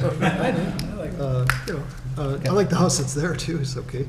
But I think this is a handsome proposition. I am concerned that the scope of work for the repair of the, I guess we're calling it the water, what are we calling it? Waterfalls, Lake terraces? Yes, there you go, the lake terraces. Call it water It seems, it feels nebulous to me. I don't think this is a contract document. You certainly couldn't enter into an agreement with a contractor on the basis of the report that's done. So I'm a little bit skeptical that I understand exactly what's being proposed to be done there, and I think I understand the intent is not necessarily to bring it to new condition, because we have this priority 4 stuff which is difficult to recreate, and I appreciate that. But I do feel like it's a little grayer than I'd prefer that to be, because a big part of what's weighing on my mind here is that that's an opportunity that I think is going to be very difficult to, if we lose the opportunity to have that piece of relic maintained or repaired, it may be a long time before somebody goes back. And unlike you, I'm not, the Roman ruin thing doesn't do it for me here, because 100 years from now there won't be anything here but this that is meaningful, as far as I'm concerned, I think. So I'd love to see a little more meat on the bone in terms of what's proposed there. There's a lot of cement parging on those walls down there, and I think that a lot of that wall area, if it's just merely parged again, will be in a very similar condition 25 years from now as it is today. And so, I think that's an extensive piece of work down there. I appreciate that the time frame to do that might not want to be contemporaneous with the house, but this is a house that takes a while to build. So, if it's a really different time frame than building this house, I'd like to know more about what their time frame really is. And I'd like to know if the staff is equipped to grade the working drawings for that kind of a repair, or if they need help grading the working drawings.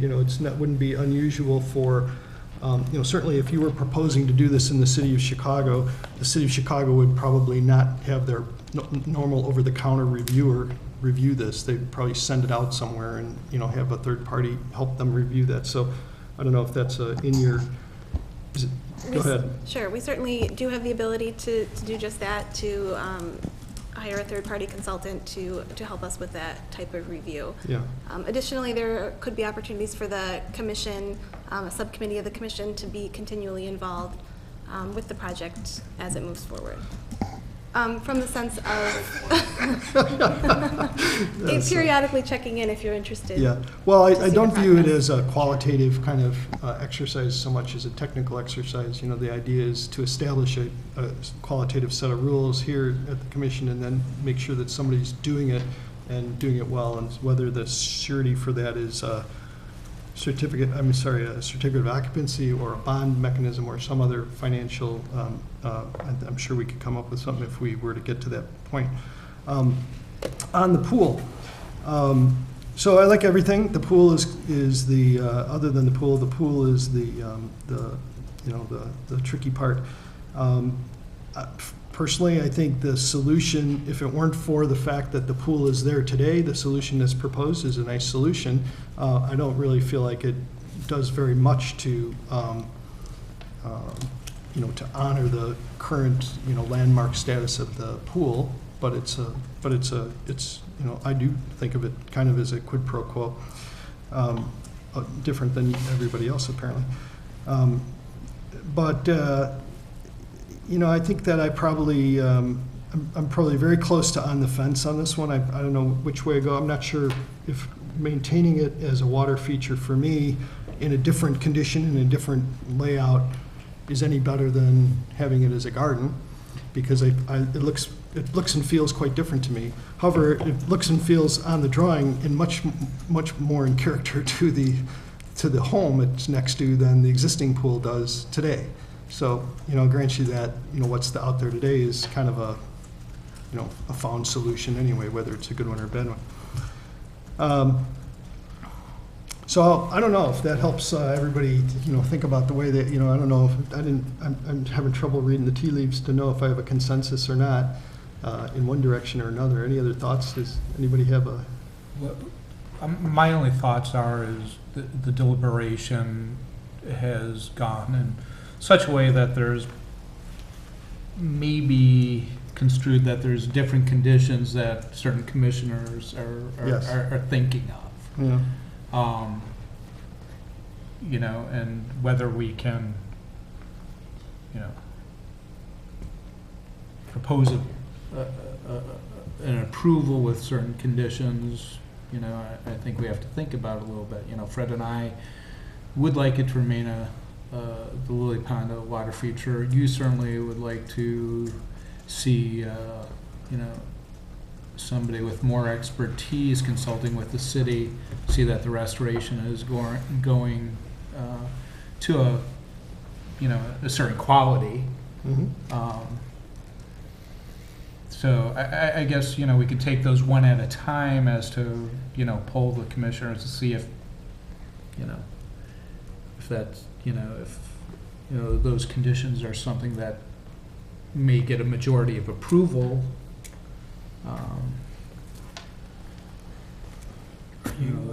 Any other thoughts? Well, I was just going to ask Mary Ellen how you felt on the pool. I didn't know if it was garden or pool, or was this a strong way for you either way? I kind of like what Fred said, that once you just surround, you know, a planter bed, it just becomes sort of some architectural edging, and it makes the pool become sort of meaningless. However, it is awkward to have pools of different sorts on two sides of the same house that are both relatively large.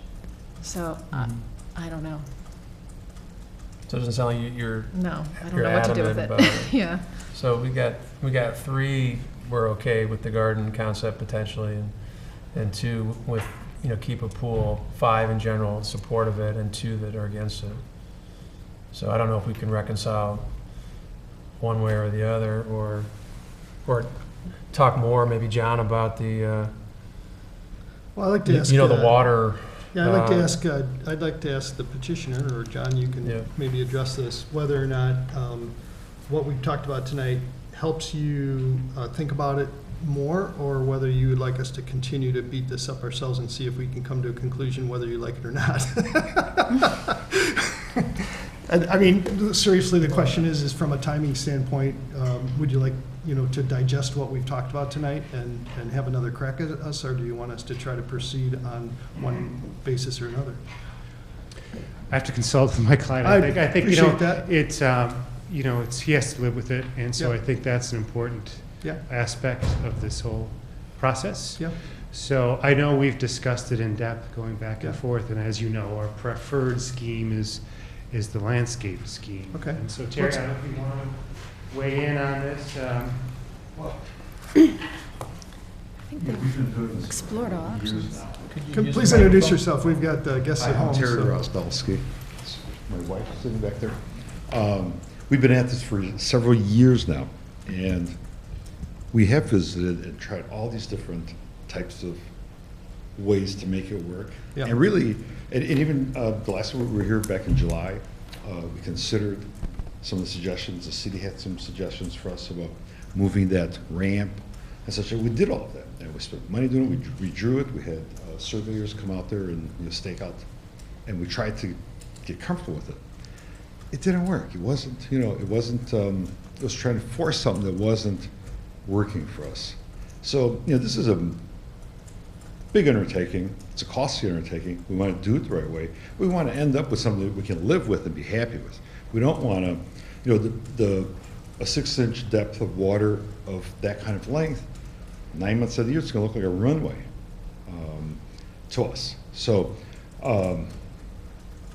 we think that John's done a wonderful job of coming up with a solution for this site that incorporates, you know, what we want, what we feel we need.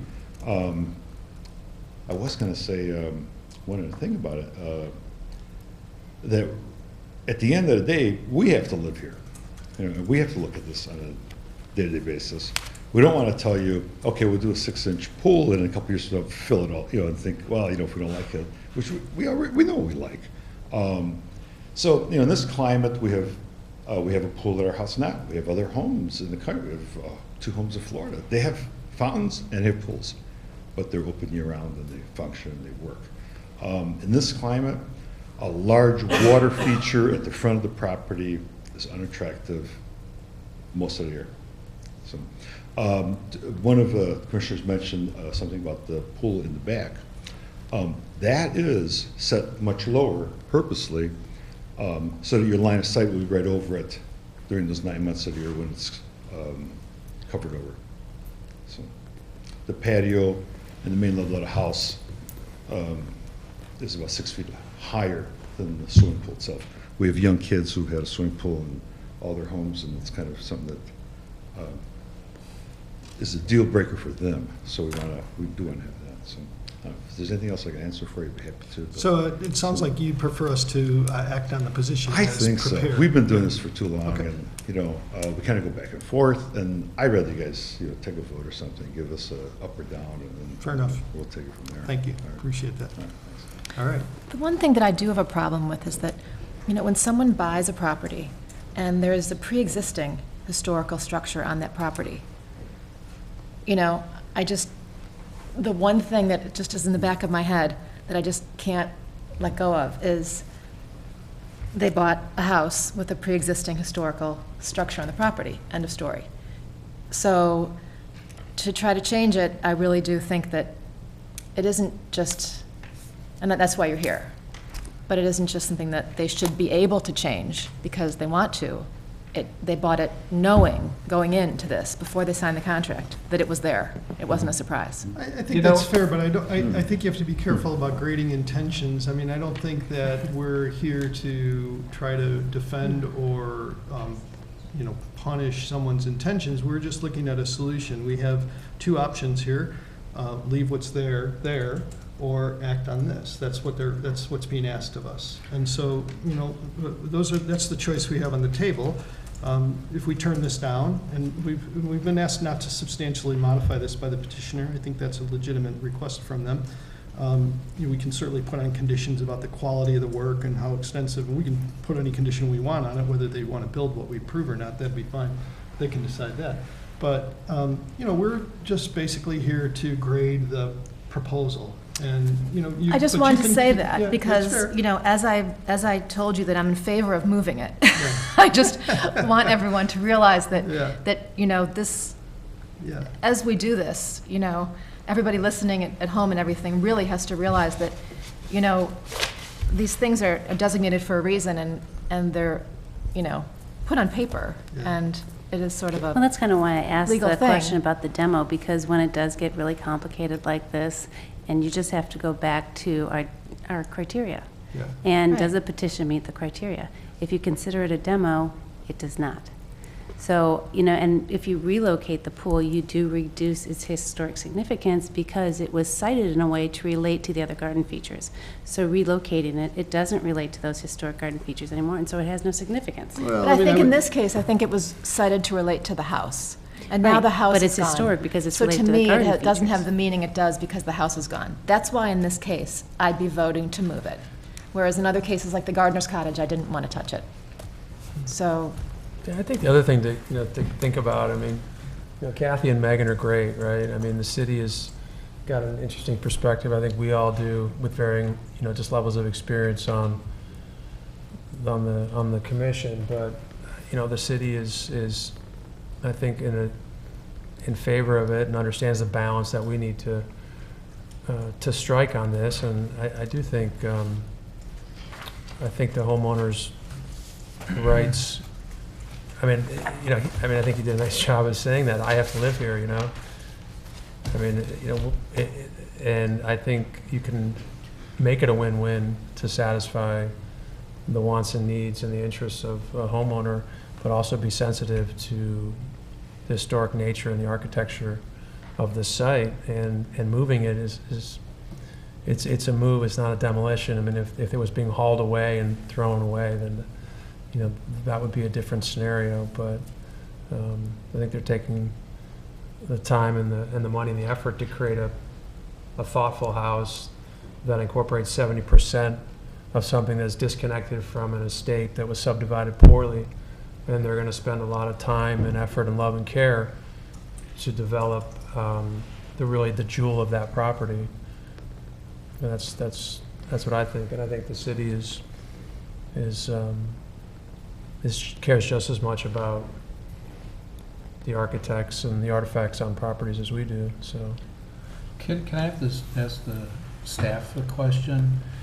Based on what the chair said about outside consultants or experts, would you have wording for a condition to be added to the staff recommendations that may cover that? Certainly. A condition that requires third-party consultation for review of the restoration plans. At the owner's expense, we can certainly draft a more final condition for the certificate of appropriateness. I'm also modifying one of the conditions that's recommended in your staff report with respect to the certificate of occupancy and tying that restoration to that occupancy. Maybe that's not the right timing, but working with the timeline that's established by the petitioner to really look for diligent progress and a certain point where we were assured that completion of the restoration would occur. Did you want to add something? I'd just add 2 points. One, that the code currently does provide for third-party review, and we have done that. We have done that with subdivisions. We've done that with individual projects.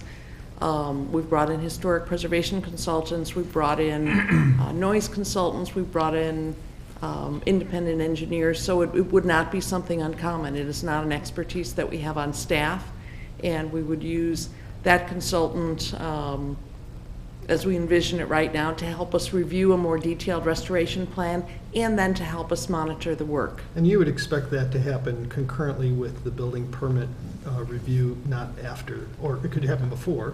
I would expect the restoration plan to be reviewed concurrently or before.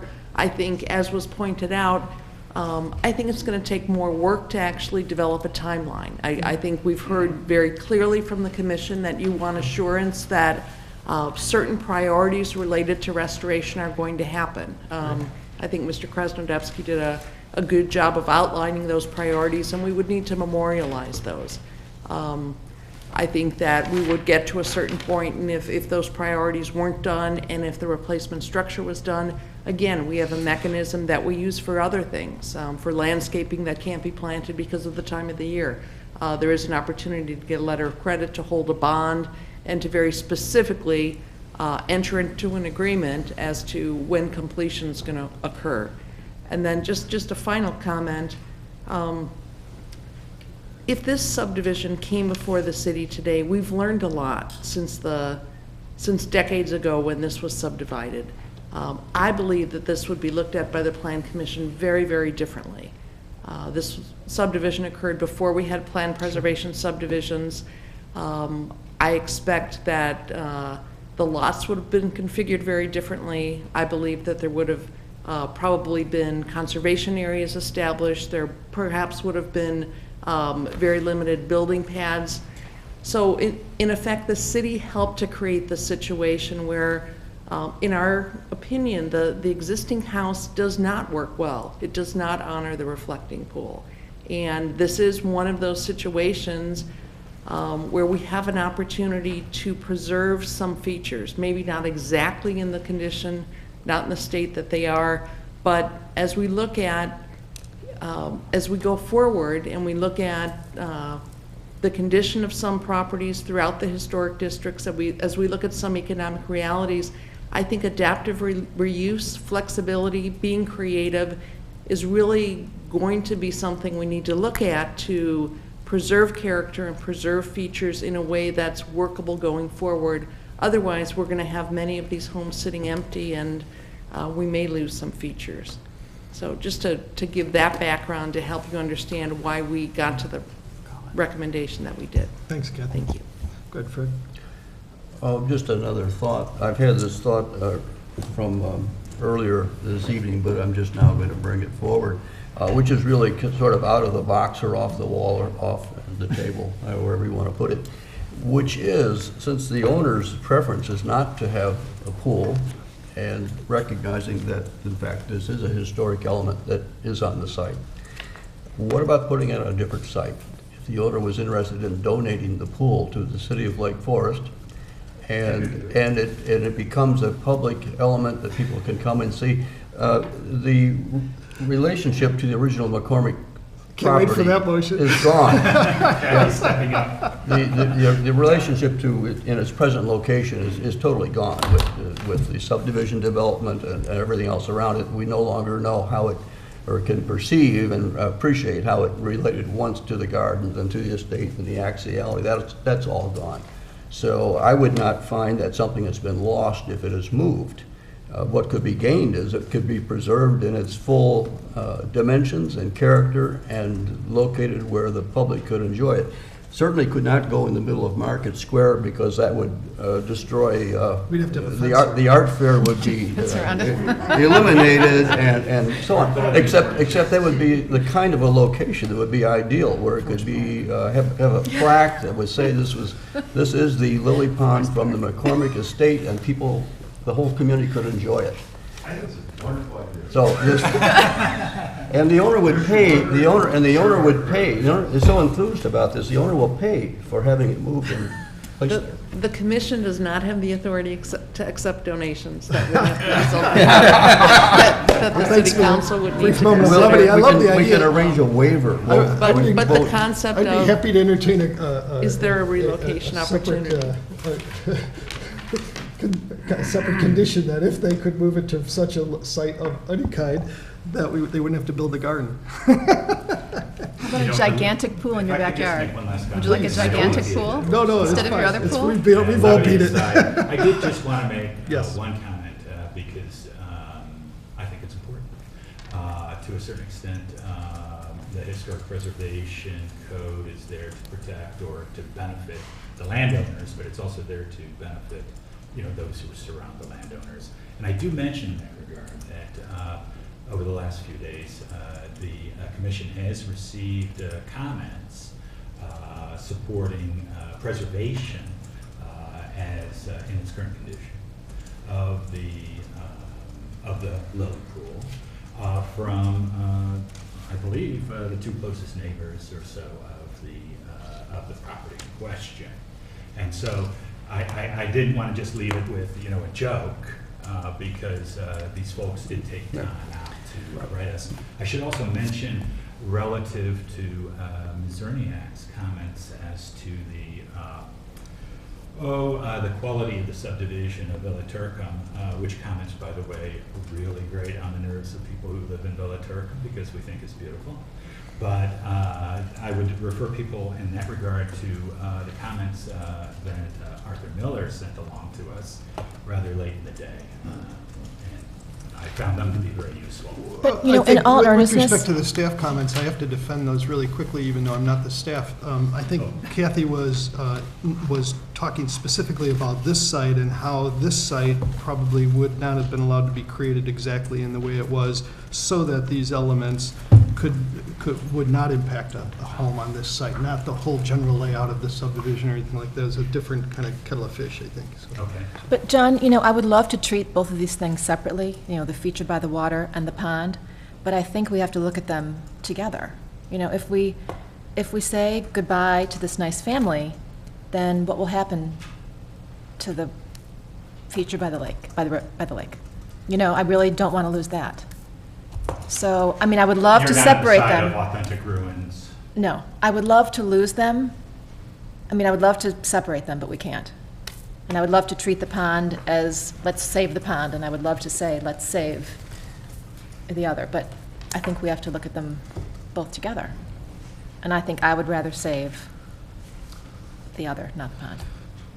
What do you think? Do you agree with me that we have to keep them together and look at? I don't think we can. Disagree with you. Okay, I just don't think we can overlook the fact that the other will crumble into the lake at some point. And I don't want to lose that feature. Am I crazy? So Fred, we took advantage of your comment for a moment of levity, which we all appreciate in a deliberation of this length.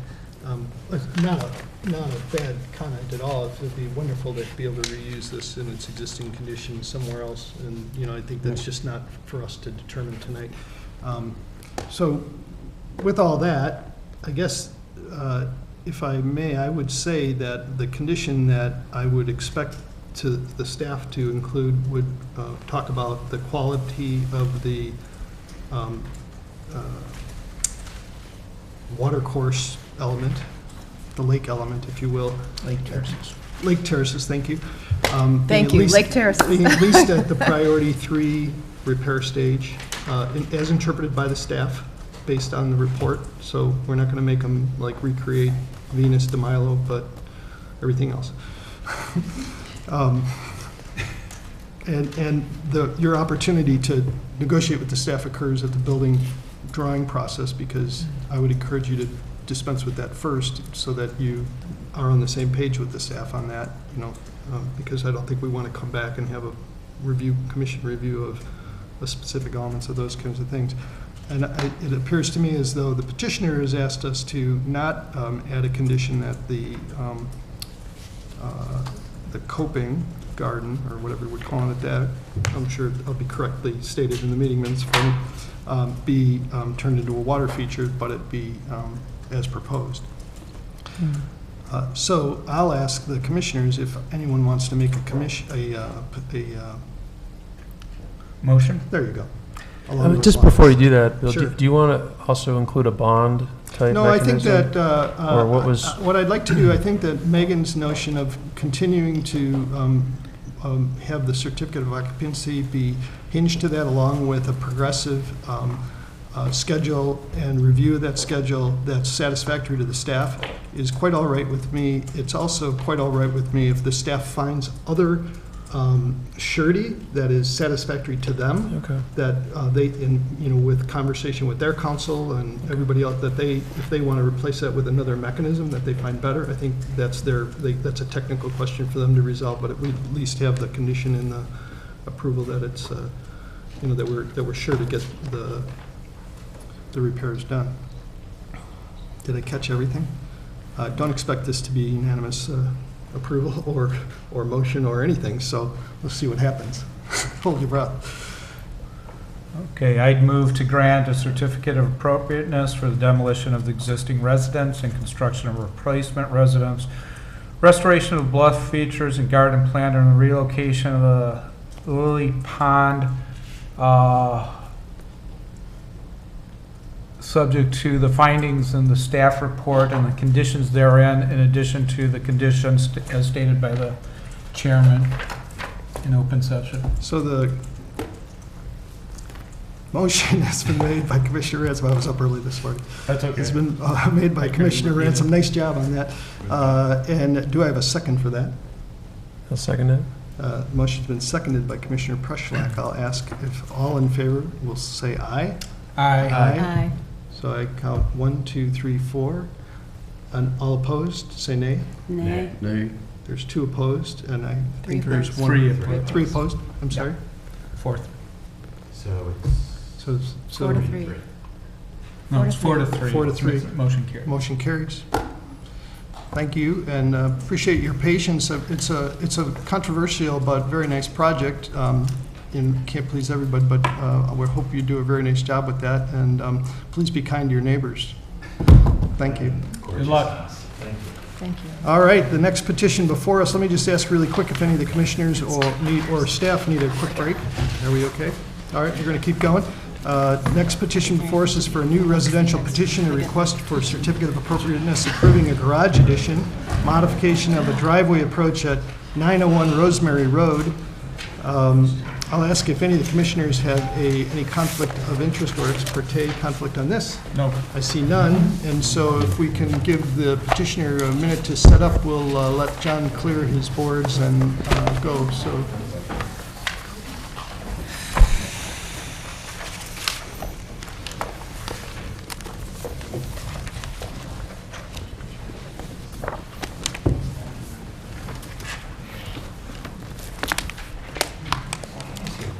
Is this characteristic of some of the work is done in a stage, and additional work is being done? With this one, it seems like there's been work that's been done. We can ask that question. Let's ask that question. I think we have to ask that question. There's probably work that didn't require an outside review of our board because it was inside the house. I got you. We don't do inside.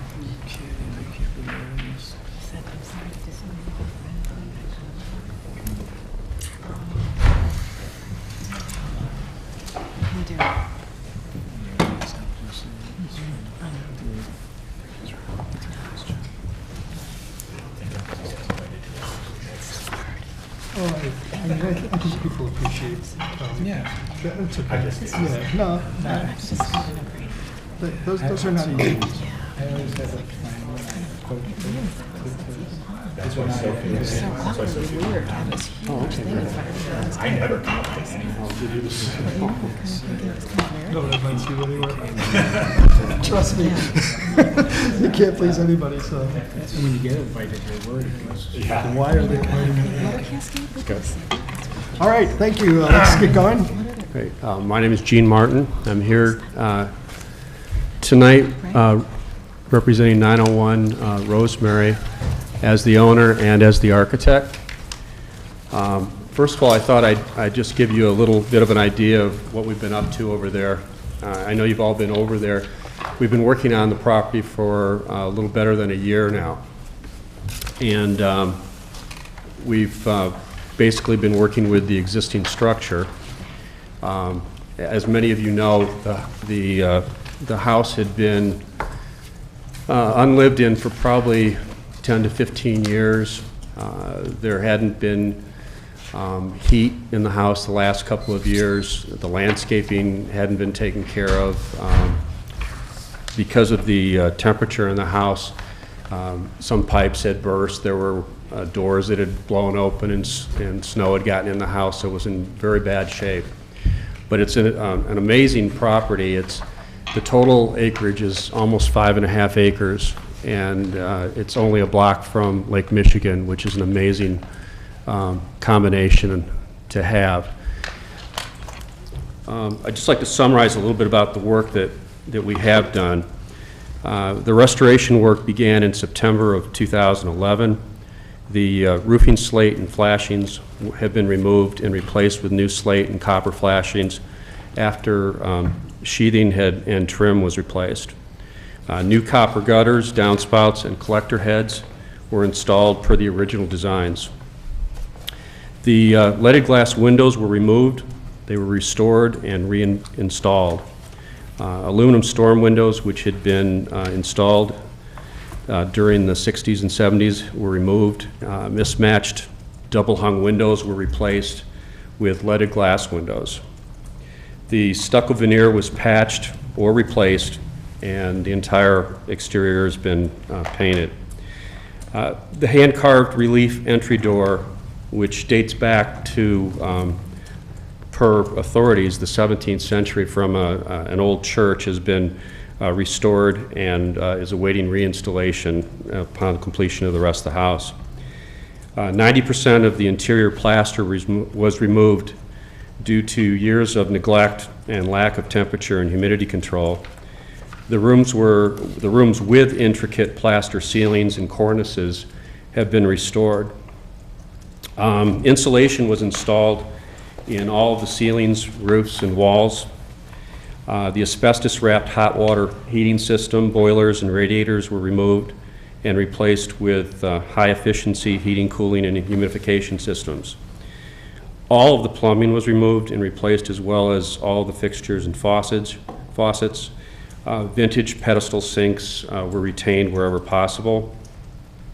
All the electric was removed and replaced. A new 600-amp service was installed with new underground service. Vintage stones and patterns have been installed in all the bathrooms, trying to duplicate as much as possible the original designs. There are 10 fireplaces in the house. The stone fireplace surrounds have been restored. The original paneling in the great room, reception hall, library, and stair hall has been repaired and restored. Wood floors have been repaired and will be refinished soon. And finally, there were 4 7-foot square oil paintings in the dining room, which were painted originally by Jacob Moore in the 1800s. Those were sent out to the Chicago Conservancy, and those have just been returned after restoration and cleaning and restretching. So we've done quite a bit already. The next phase, which is why we're here tonight, includes the addition of a garage, landscaping, and hardscaping.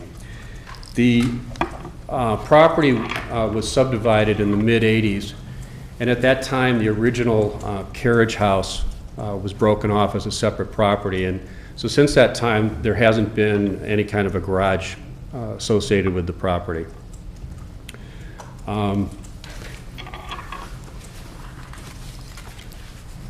We are proposing tonight, if you could change to the next slide. This will give you an idea of the property. You can kind of see that this is Rosemary Road coming over, and this is Mayflower over here. The original carriage house was back here. And the property includes 5.5 acres. There's a subdivided lot over here in this corner, which is still part of the overall property. The area that we're talking about adding the garage is right in here, which is adjacent to the service area off of the kitchen area.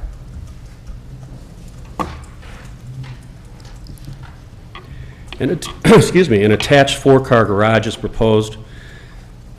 It will be clad in stucco matching the existing residence. If you could change that slide. This actually gives you an indication of floor plan of the existing house. We can go on to the next one. This is the garage addition. You can see the actual 4 stalls to the right. There's a mudroom area connecting it to the existing laundry room, which has been renovated within the existing house. Excuse me, gable ends will be capped with stone to match the existing. Slate roofing, copper gutters, flashings and downspouts, and collector heads will match the existing.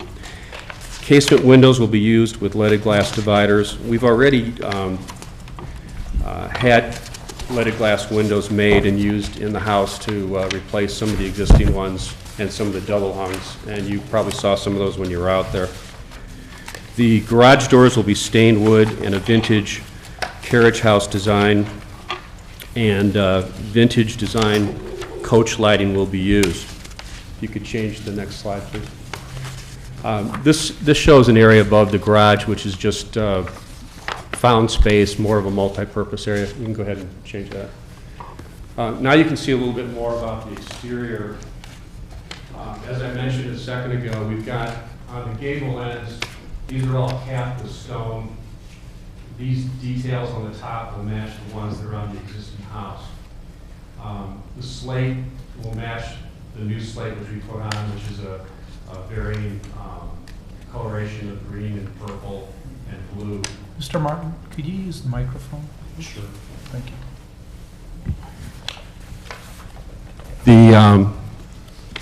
This actually is the front elevation, so the existing house is over here. This will face to the west, the garage doors, and as I said, it'll have more of an older carriage house look to it. They're going to appear as if they would swing open as opposed to being overhead doors. These dormers are, the design of those match the existing dormers on the 3rd level of the house. As I mentioned, the casement windows will be leaded glass. And we've indicated the stone eyebrows above the windows which will match the existing as well. You go ahead and flip to the next one. This is actually the south elevation over here. Pretty much a repeat of the materials that we talked about. The existing house runs along right in this area. This gives you an idea of a section through this connection wing as it will hit the main house. And this is something we'll talk about a little bit later when we talk about the garden walls, but this door will align with another door into a courtyard at the existing house, and it just presents another axis which is going to create a garden area in the front. Go ahead and flip that. This is something that we just finished, and it gives you a little better idea of how this will fit into the existing house. The existing house stops right here. So as you can see, we're not changing much of, as far as scale goes. We're just basically proposing to add this area right here. This is that connection mudroom, and then this would be the garage here with the sided load garage doors.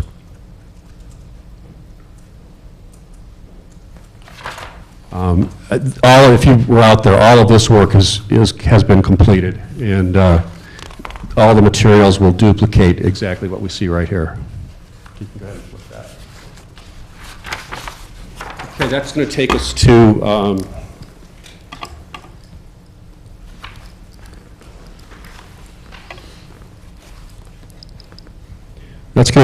the entrance and driveway. This is Rosemary's entrance, and you can see that we've got stucco walls with, it's actually not a limestone, it's actually a poured concrete cap. And a lot of the details on the house are poured concrete, and the balustrading that is out there. It's most unusual, I think, and I think it must have been something new at the time, because they certainly could have probably put limestone on there, but they did concrete. So, in any event, just as the previous project mentioned, flashings weren't used, and so a lot of water's gotten into these walls. That water's frozen and buckled the stucco. So what we're going to propose to do here is to remove any bad stucco, remove any of the structural blocking that's beneath it, repair that, re-stucco, re-flash, and reinstall the capping that's on there. Scale-wise, it's kind of amazing too. Those pillars are actually 10 feet tall, and the wall is about 8.5 feet tall. So it's an amazing scale. Go ahead and flip that. This is one of the elements that's on the top of the drive entrance pillars. You see the next one? And then these are paired, and they're in relatively good shape. This is a lion, and on the shield there's an M, and it makes me think that the Mitchells owned the property for about 50 years, and I think maybe these were put on during that period because of that monogram. But we'll probably take these down, fix everything and waterproof it, and then we'll reinstall these back to its regular part. As I showed you before on that site plan, you come in through the entrance gates, and there's basically a service drive, or a long drive, which goes north-south. And then there's a branch off of it, as you can see here, which takes you up to the house. With the new garage going over here, we're going to have again, this will be a service area, there'll be garage doors. Right now, you also approach the house from the side, which I don't think is the best approach. And what we'd like to do is eliminate this driveway and approach the house based on more of what we showed you with the rendering. You can go to the next one. This gives you an idea of the plan. Right now, you come in and there's a driveway that branches right through here. And that's what we just saw on that. What we're proposing is, after you come through the gates, to wind through up here, which is a great natural open space. Again, scale-wise, we're not really close to any of those trees. And it really creates a very nice approach through an alley of trees. And then you'll come up and you'll see the house more towards the front. You can go to the next one. So this is just inside the entrance gate. And this would be where you turn off of the current driveway. We can go to the next one. You'd come down and you'd wind through this area. We'll go to the next one. You'd come up to clearing, and then next slide. And then you'll turn and you'll see the approach of the house, which I think takes it does a couple things. It gives you a nicer vista of the property and the house, and it also gives you a particularly nice angle of the front elevation. Next shot. As you approach it, you'll come up as that rendering showed you. And then as the rendering showed you, that new garage wing will be over to this side. And then what we're proposing is that we eliminate this, and that the driveway will come down in this manner. You probably saw the stakes that were out there when you visited the site.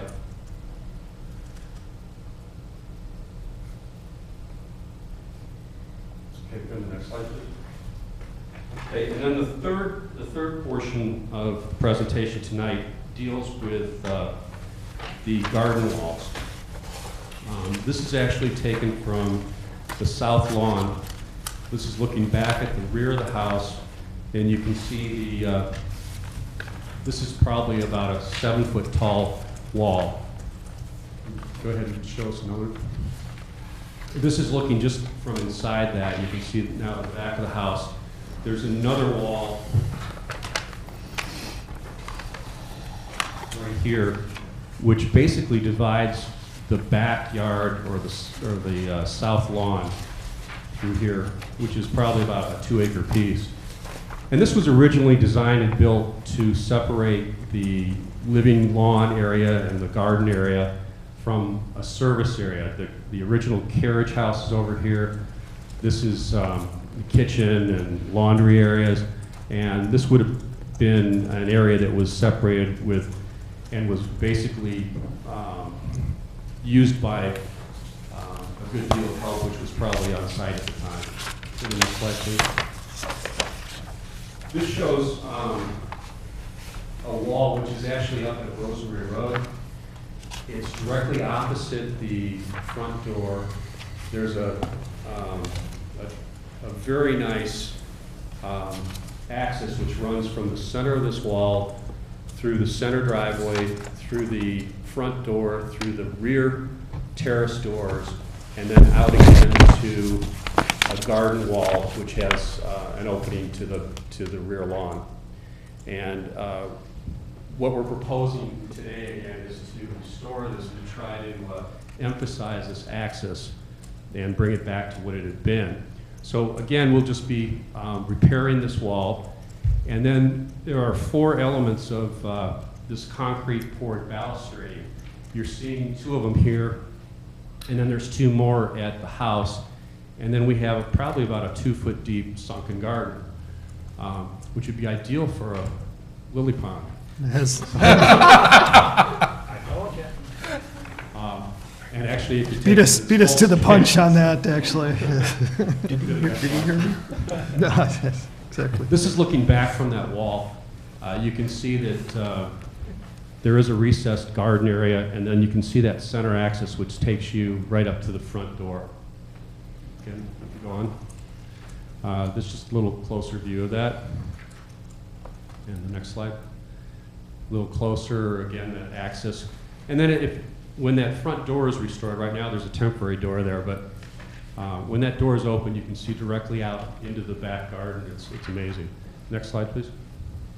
This is looking back from the front door, again, along that axis through the center garden, through the sunken garden, to the wall on Rosemary. And the house sits back about 300 feet from Rosemary, which again is pretty amazing, just the scale of the property. To the right, something I didn't mention before is a tennis court had been added in the front yard during the 80s, and we've taken that out, we've re-sodded that, and that's coming in nicely. Again, the property, we must have taken out a dozen huge dead trees, just all sorts of things were overgrown. But you can begin to see that it's coming around. Okay, next slide, please. Okay, and then this is a proposal for our landscaping, and at this time I'd like to ask Dan Hogan, our landscape architect, to address it.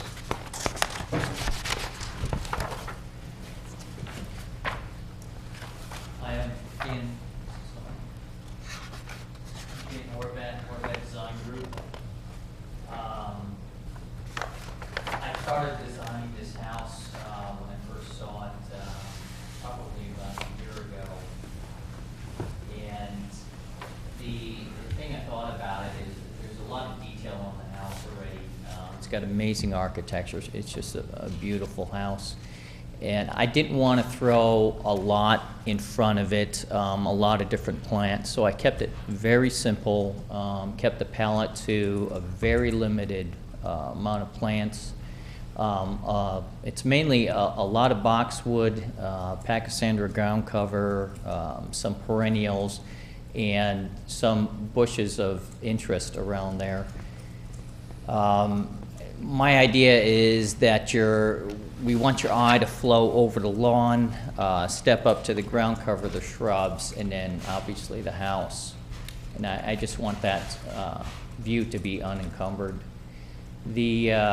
With the addition of the garage on the left-hand side of this drawing, we've incorporated some taller evergreens. There is a number of spruce on the lower part of the screen that's not being shown that we just want to emulate and carry that through, and you know, use that more as a block view of if there was any cars in the parking courtyard.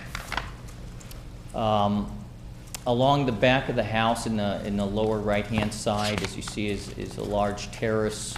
This house is set up probably 3 feet above grade, and so that gives you a wonderful view of the backyard. And so again, I don't want to change the terraces. I have enhanced the views and the access a little bit by putting a center walkway on that right-hand patio and maintaining the stairs that are there on the left-hand side of the patio.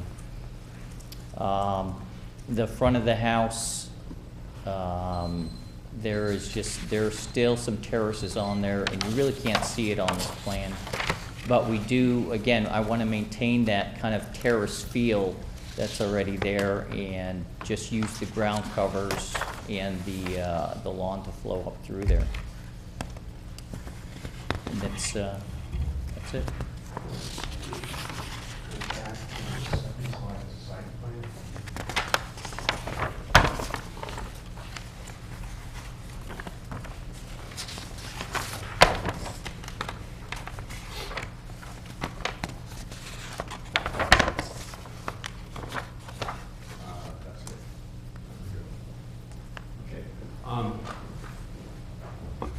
In regard to the, excuse me, the garden walls. So just to summarize, we talked about the front entry walls at the driveway. These would be restored. This wall, the curved wall at Rosemary, would be restored. These are the wings with the balustrading. And then this is that axis which comes through. And that comes through a lower garden wall back here. And this has kind of a nice shape to it. There are piers or pillars right here. There's one here, and then the wall sort of slopes down and comes back up, slopes down and comes back up over here. We're proposing to restore this section of the wall, which is about 90 feet, which is quite a bit. But we're asking for approval to remove this section of wall, which divides the backyard and the south lawn, and we're also asking to remove this portion. They're in very bad repair, and they really block some very nice views into the woods, which are back here. This area over here, we've already, as Dan mentioned, we planted about a year ago, just basically to block a garage which has been built back here for the original carriage house. Something that I know staff has mentioned in the report is that we have a large evergreen right here, and then we have a large oak tree right here. They're not in the best condition, but they're not terrible. And in the 2 years that I've had the place, I haven't seen a lot of leaf falling or anything like that. And I really would like to keep those at this time because I think it helps with the scale of the house, and I like the mature look of it. I know they're saying they'd like us to take them down and replace them, but I really think I'd rather wait until they become a problem to take those down. Just comment on that. And that's basically what we're here for. All right, thank you. Is there a staff report for this? Thank you, Chairman Pairitz. This is one of those grand homes in Lake Forest that was really in danger of disappearing from the community. It stood vacant for over a decade. We've had several requests from various people over the years to come in and demolish the home, subdivide the lot, build a new home. So I would just like to commend the petitioner on the work that's been done to save the home and really bring it up to a living standard. The request before the commission this evening is to continue that effort and provide an attached garage to the house. As was noted in the petitioner's presentation, the original garage to the estate has been subdivided off and is being used as a single-family home on the adjacent property, which is common in Lake Forest. I think the overall, the design is appropriate for the main house and meets the standards in the commission's ordinance. One of the conditions of approval is really just to verify that the proportions that are being proposed, the depth of the garage, do preserve the character of the main house and don't overpower the proportions of the main house. So overall is very supportive of the project, but just want to get that verification as it moves forward if determined to be appropriate by the commission. This is another project that has several components. The four-car garage, of course, the reconfigured drive approach, the restoration of the front entrance piers and curved garden wall along Rosemary, as well as the partial demolition of some of the garden walls to the south and restoration of that central portion of the wall to the south. Overall, the reconfiguration of the driveway does bring a more direct view of the home. It becomes more of a presence when you approach the home from the driveway. The petitioner did look at several alternatives, really trying to figure out what is the best way to treat that desire to have a more prominent entrance to the house. At the time that this area was subdivided, there was a certain amount of importance given to preserving the character of the streetscape and limiting the curb cuts that are brought in, preserving the character, and the petitioner's proposal to restore the walls and the entrance gates is consistent with those past approvals. The solution with respect to the garden walls, I think, is a good one. It really preserves some of the key axial relationships on the property, but does allow for the rear yard to be usable and open up given the new life that's being brought to this house. I think there are some conditions of approval that I'd be happy to go over in more detail if you have questions, but we are recommending approval of the project subject to those conditions. So the only condition of approval that I would like you to tell us about a little more is the dormer for Romanet I. Is that a condition of approval or is that a comment? That's a point that I think the commission can weigh in on. Just understanding how that dormer is going to relate to the broader elevation on the rear elevation.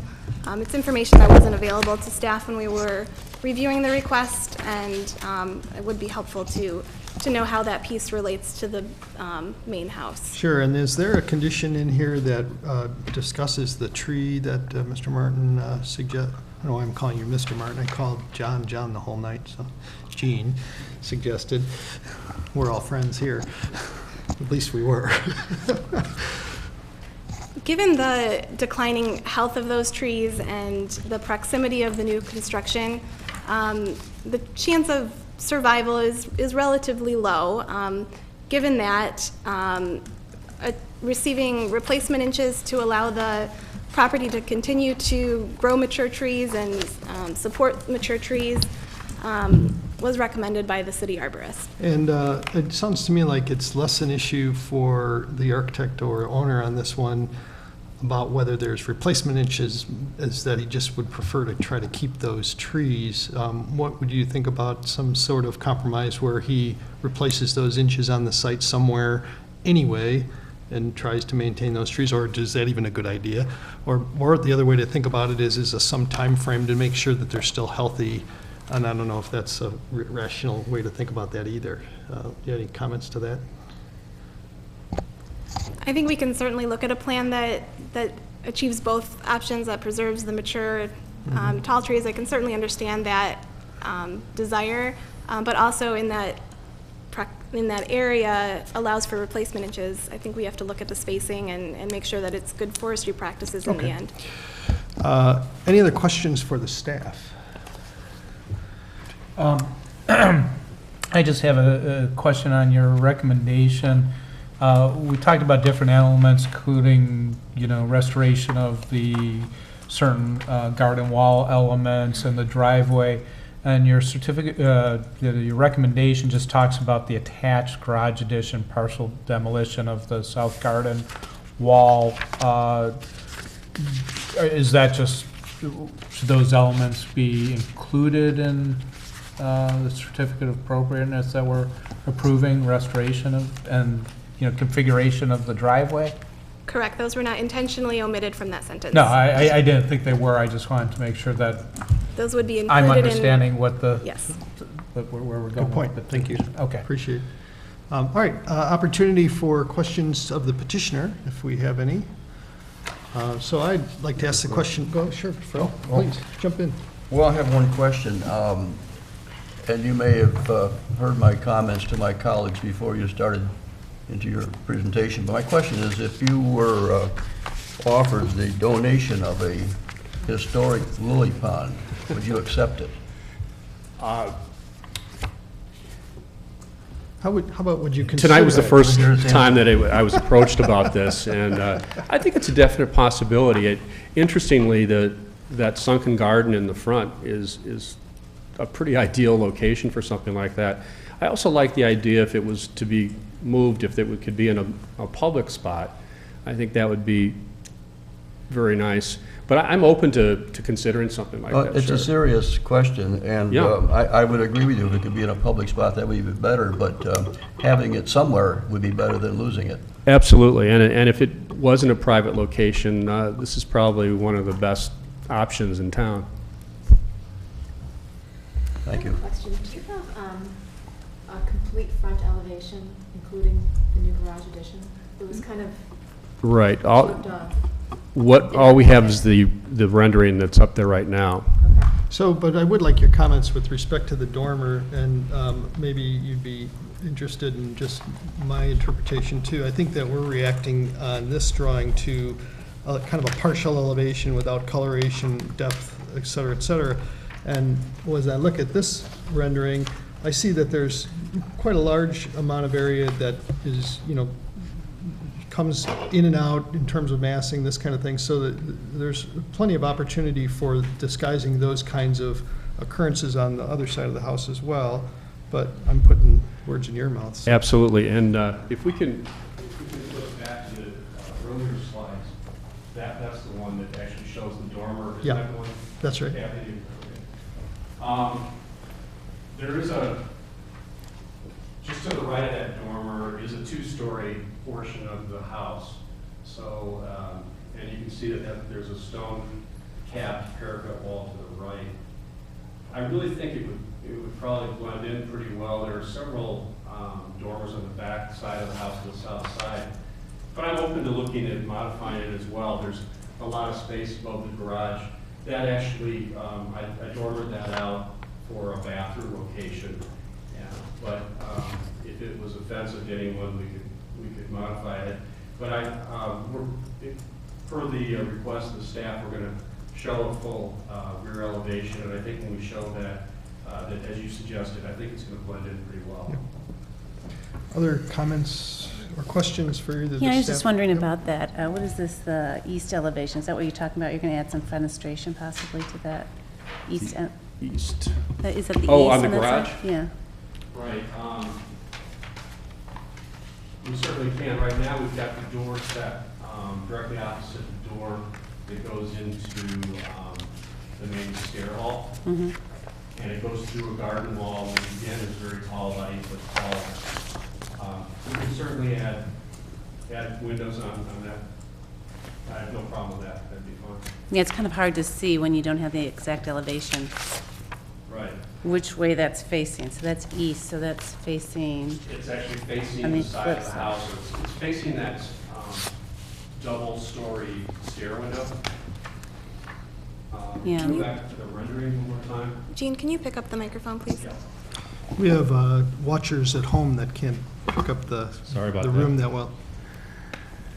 That's the wall that we're not seeing here, but it's going to face here. So that door is opposite this gate opening, and then there's a door here, and then this is, I think, is going to be a nice opportunity when you stand on this stair landing to look down into that courtyard. right, so you're kind of making a courtyard, but then you just have that solid wall. So maybe Right. consider some, Be happy to put some windows in there.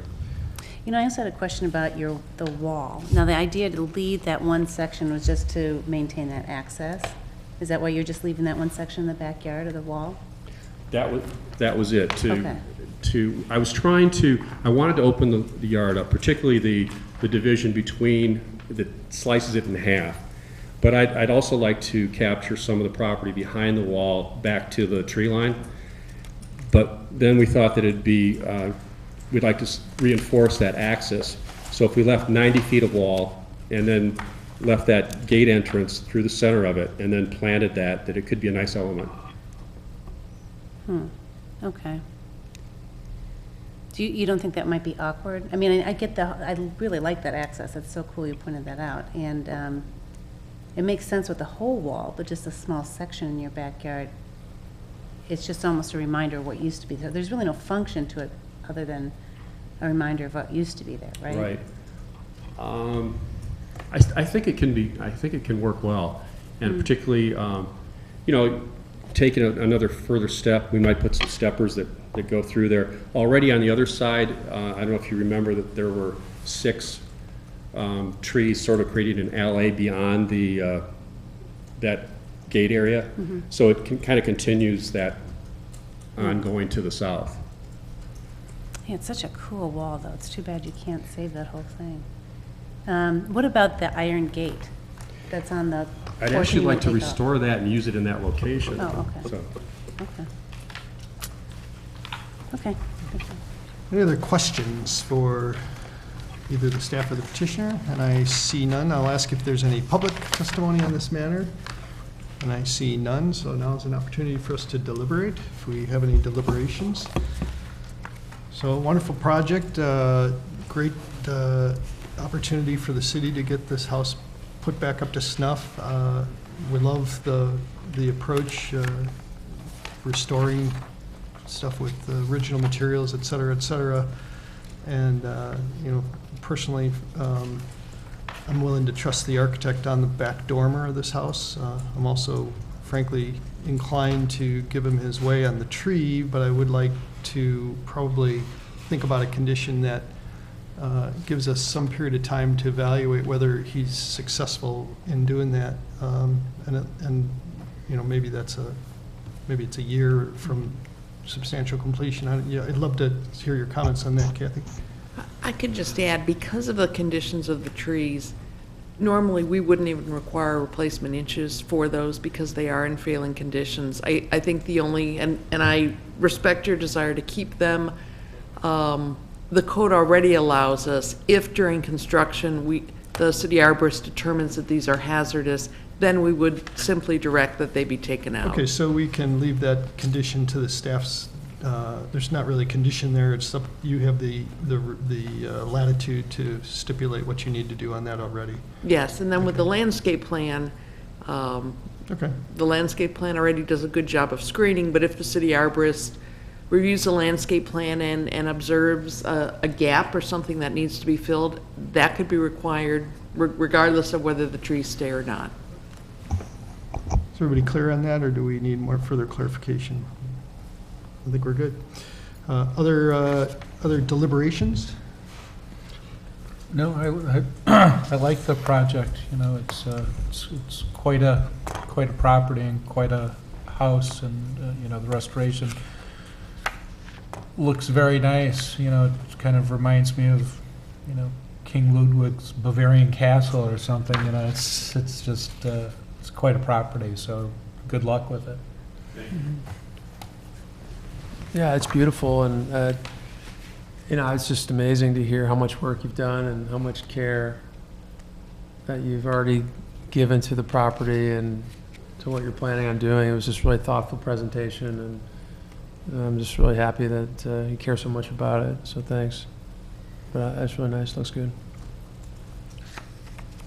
Oh, a comment. I think he's done a terrific job, and was out to see the property, and it's a wonderful piece of property that's there, and so on. And what you're doing, what you're proposing, I'm 100% in agreement with. I would like to somehow notate that the interest is there on your end to consider the lily pond, and I'm serious about that. I would not hold that out as a condition of approval. But He's thinking about adopting it. I would also, We you delivering a know, lily like to see if there is not a possibility that there is a way it could be reported upon later, even with an approval, if there is an approval tonight, that we could have a report back as to whether that has any viability for you and for the owner of the lily pond. All right, I would entertain a motion on this one, if anyone would be so inclined to make one. I'd move to grant a certificate of appropriateness for the new attached garage addition, restoration of portions of the garden wall, partial demolition of the south garden wall, and reconfiguration of the driveway as proposed, the petition, and subject to the staff findings and the conditions therein. All right, so the motion's been made by Commissioner Ransom. Is there a second? Second. It's been seconded by Commissioner Swenson. All in favor, say aye. Aye. Any opposed? And that one passes, so good luck with that. Nice project, thank you. All right, our final petition for the evening, I believe, is a new commercial petition for a request for certificate of appropriateness approving storefront alterations at 278 East Deerpath. I'll ask the commissioners if anyone has a conflict on this. I see no storefront owners here. If the petitioner will come on up and tell us what it's all about, that'd be great.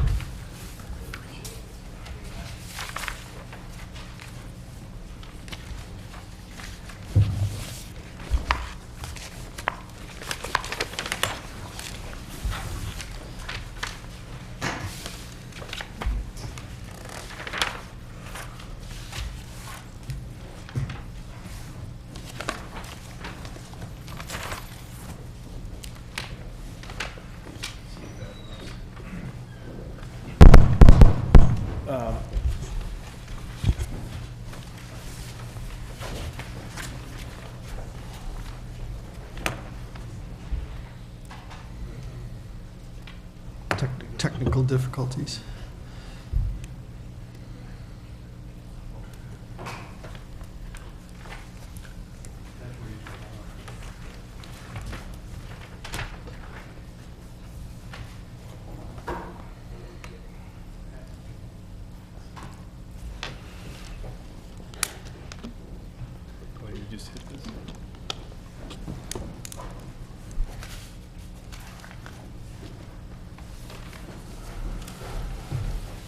Okay, well, that's hopefully fine in my computer. This project's a little different scale than the other two. It's basically a front door. No.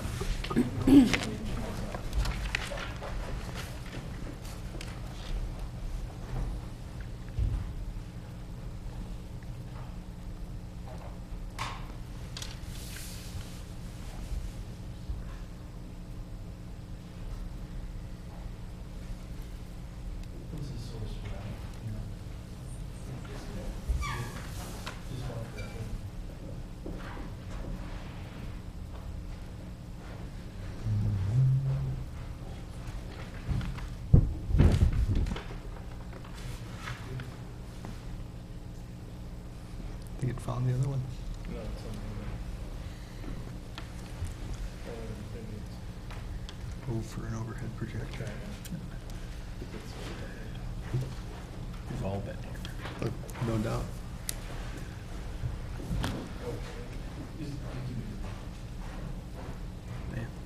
There it is. Okay, here we go. This is a front door for a commercial space on Western Avenue. And I just showed the entire elevation. This is Western Avenue and then Bank Lane. The building basically runs from block to block. And having worked in this building for, I guess, probably 20 years now, it's interesting to see the evolution and the changes of this with different tenants and how it's changed in just the short 20 years that I've been there. This door used to go up to a stairwell that went up to apartments above, as this door actually did the same thing.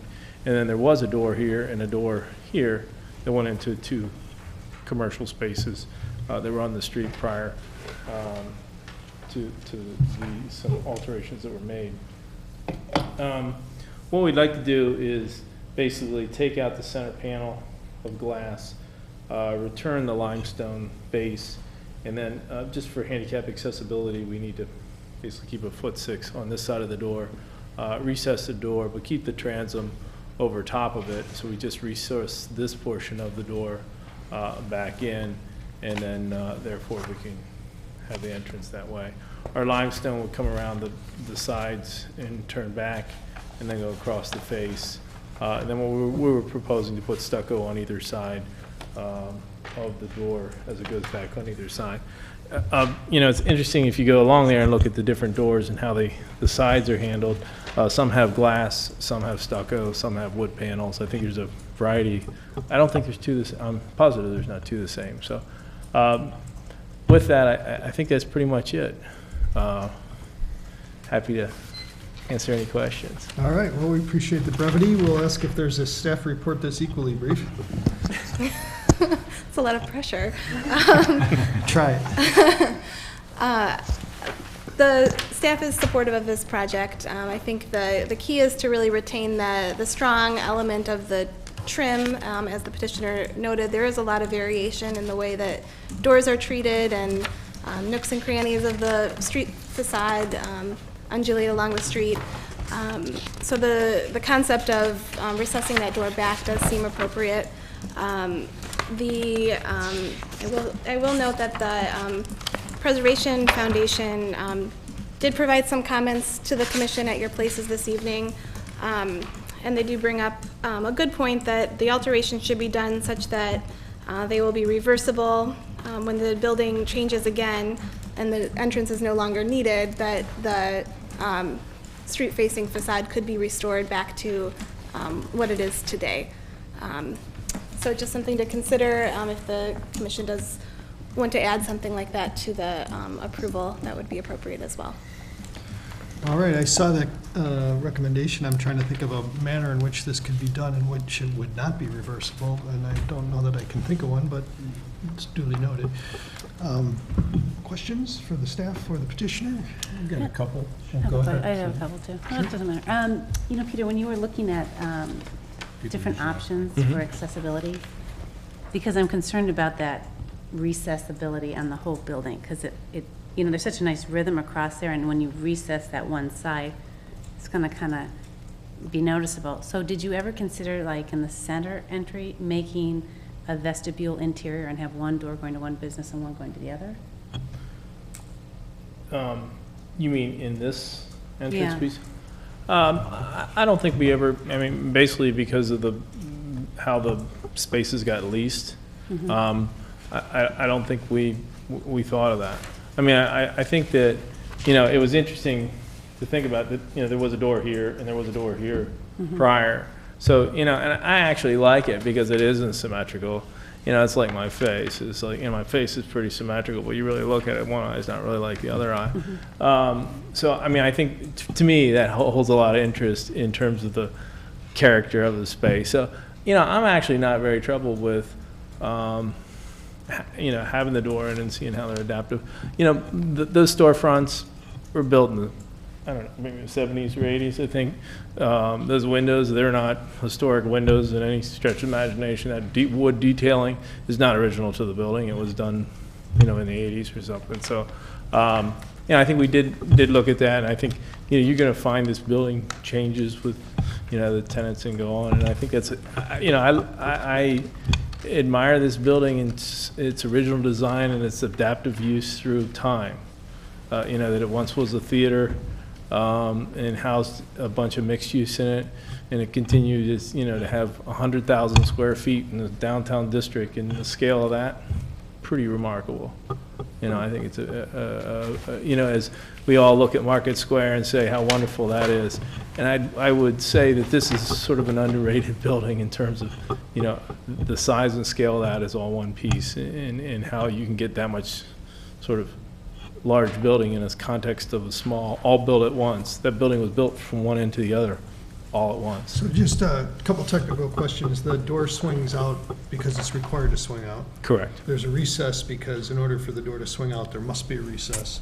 And there's a 1-foot setback from the operating side of the door because there's a handicap requirement to do that. So in terms of the geometry of the door. You're kind of set. Yeah, it's not like we're gonna move it, there might be another solution, but it's not taking the door out to You the could front. push it back. I mean, you know, I appreciate Just making sure. the thought of it, but to actually to use the other door and go in and turn and make a handicap circle around to make it, it had to be a 5-foot landing. You come around, turn, and then go into the other doors. Plus, it'd be a big vestibule. You know, quite a different solution. You mentioned that there was a door on either side. But how was the center door configured at that time? Was it as prominent as it is now? Yeah, that was the door upstairs. So you go open that door and go up a stairwell. Did it have such a large presence? And Yeah. It did. Yeah, that's my understanding. I think it was it's always been the centerpiece of it. Just like all the other doors in that, not to spend a ton of time on this, but every door opening, this one is actually pretty prominent. It has a lintel cross in that. Then this one has a stone surround on it that goes up to the second floor. Guess that's it. But each one of them has a unique little entrance into the apartments that were above to give it, you know, my understanding is the thought of, you know, they did make something that wasn't a back door, it was a front door for people's residence above. I just agree with Susan. This is such a nice, symmetrical, ordered building. And to put a secondary door so close to such a prominent center entrance, I think would be a little awkward. Well, I think you have to look at this composition. It's a little different in this composition in terms of, you know, the symmetry is, you know, it's, I'm not sure it's symmetrical anymore, but I get that the one center piece of the building is symmetrical. You know, I think, you know, this is one of those cases where we have to consider functionality, I believe, and, you know, we're not doing, we're not tearing this building down, we're adding a door to help make it usable for a retail tenant in our downtown district. It's pretty hard to say no to that. So the question is it done as well as it could be?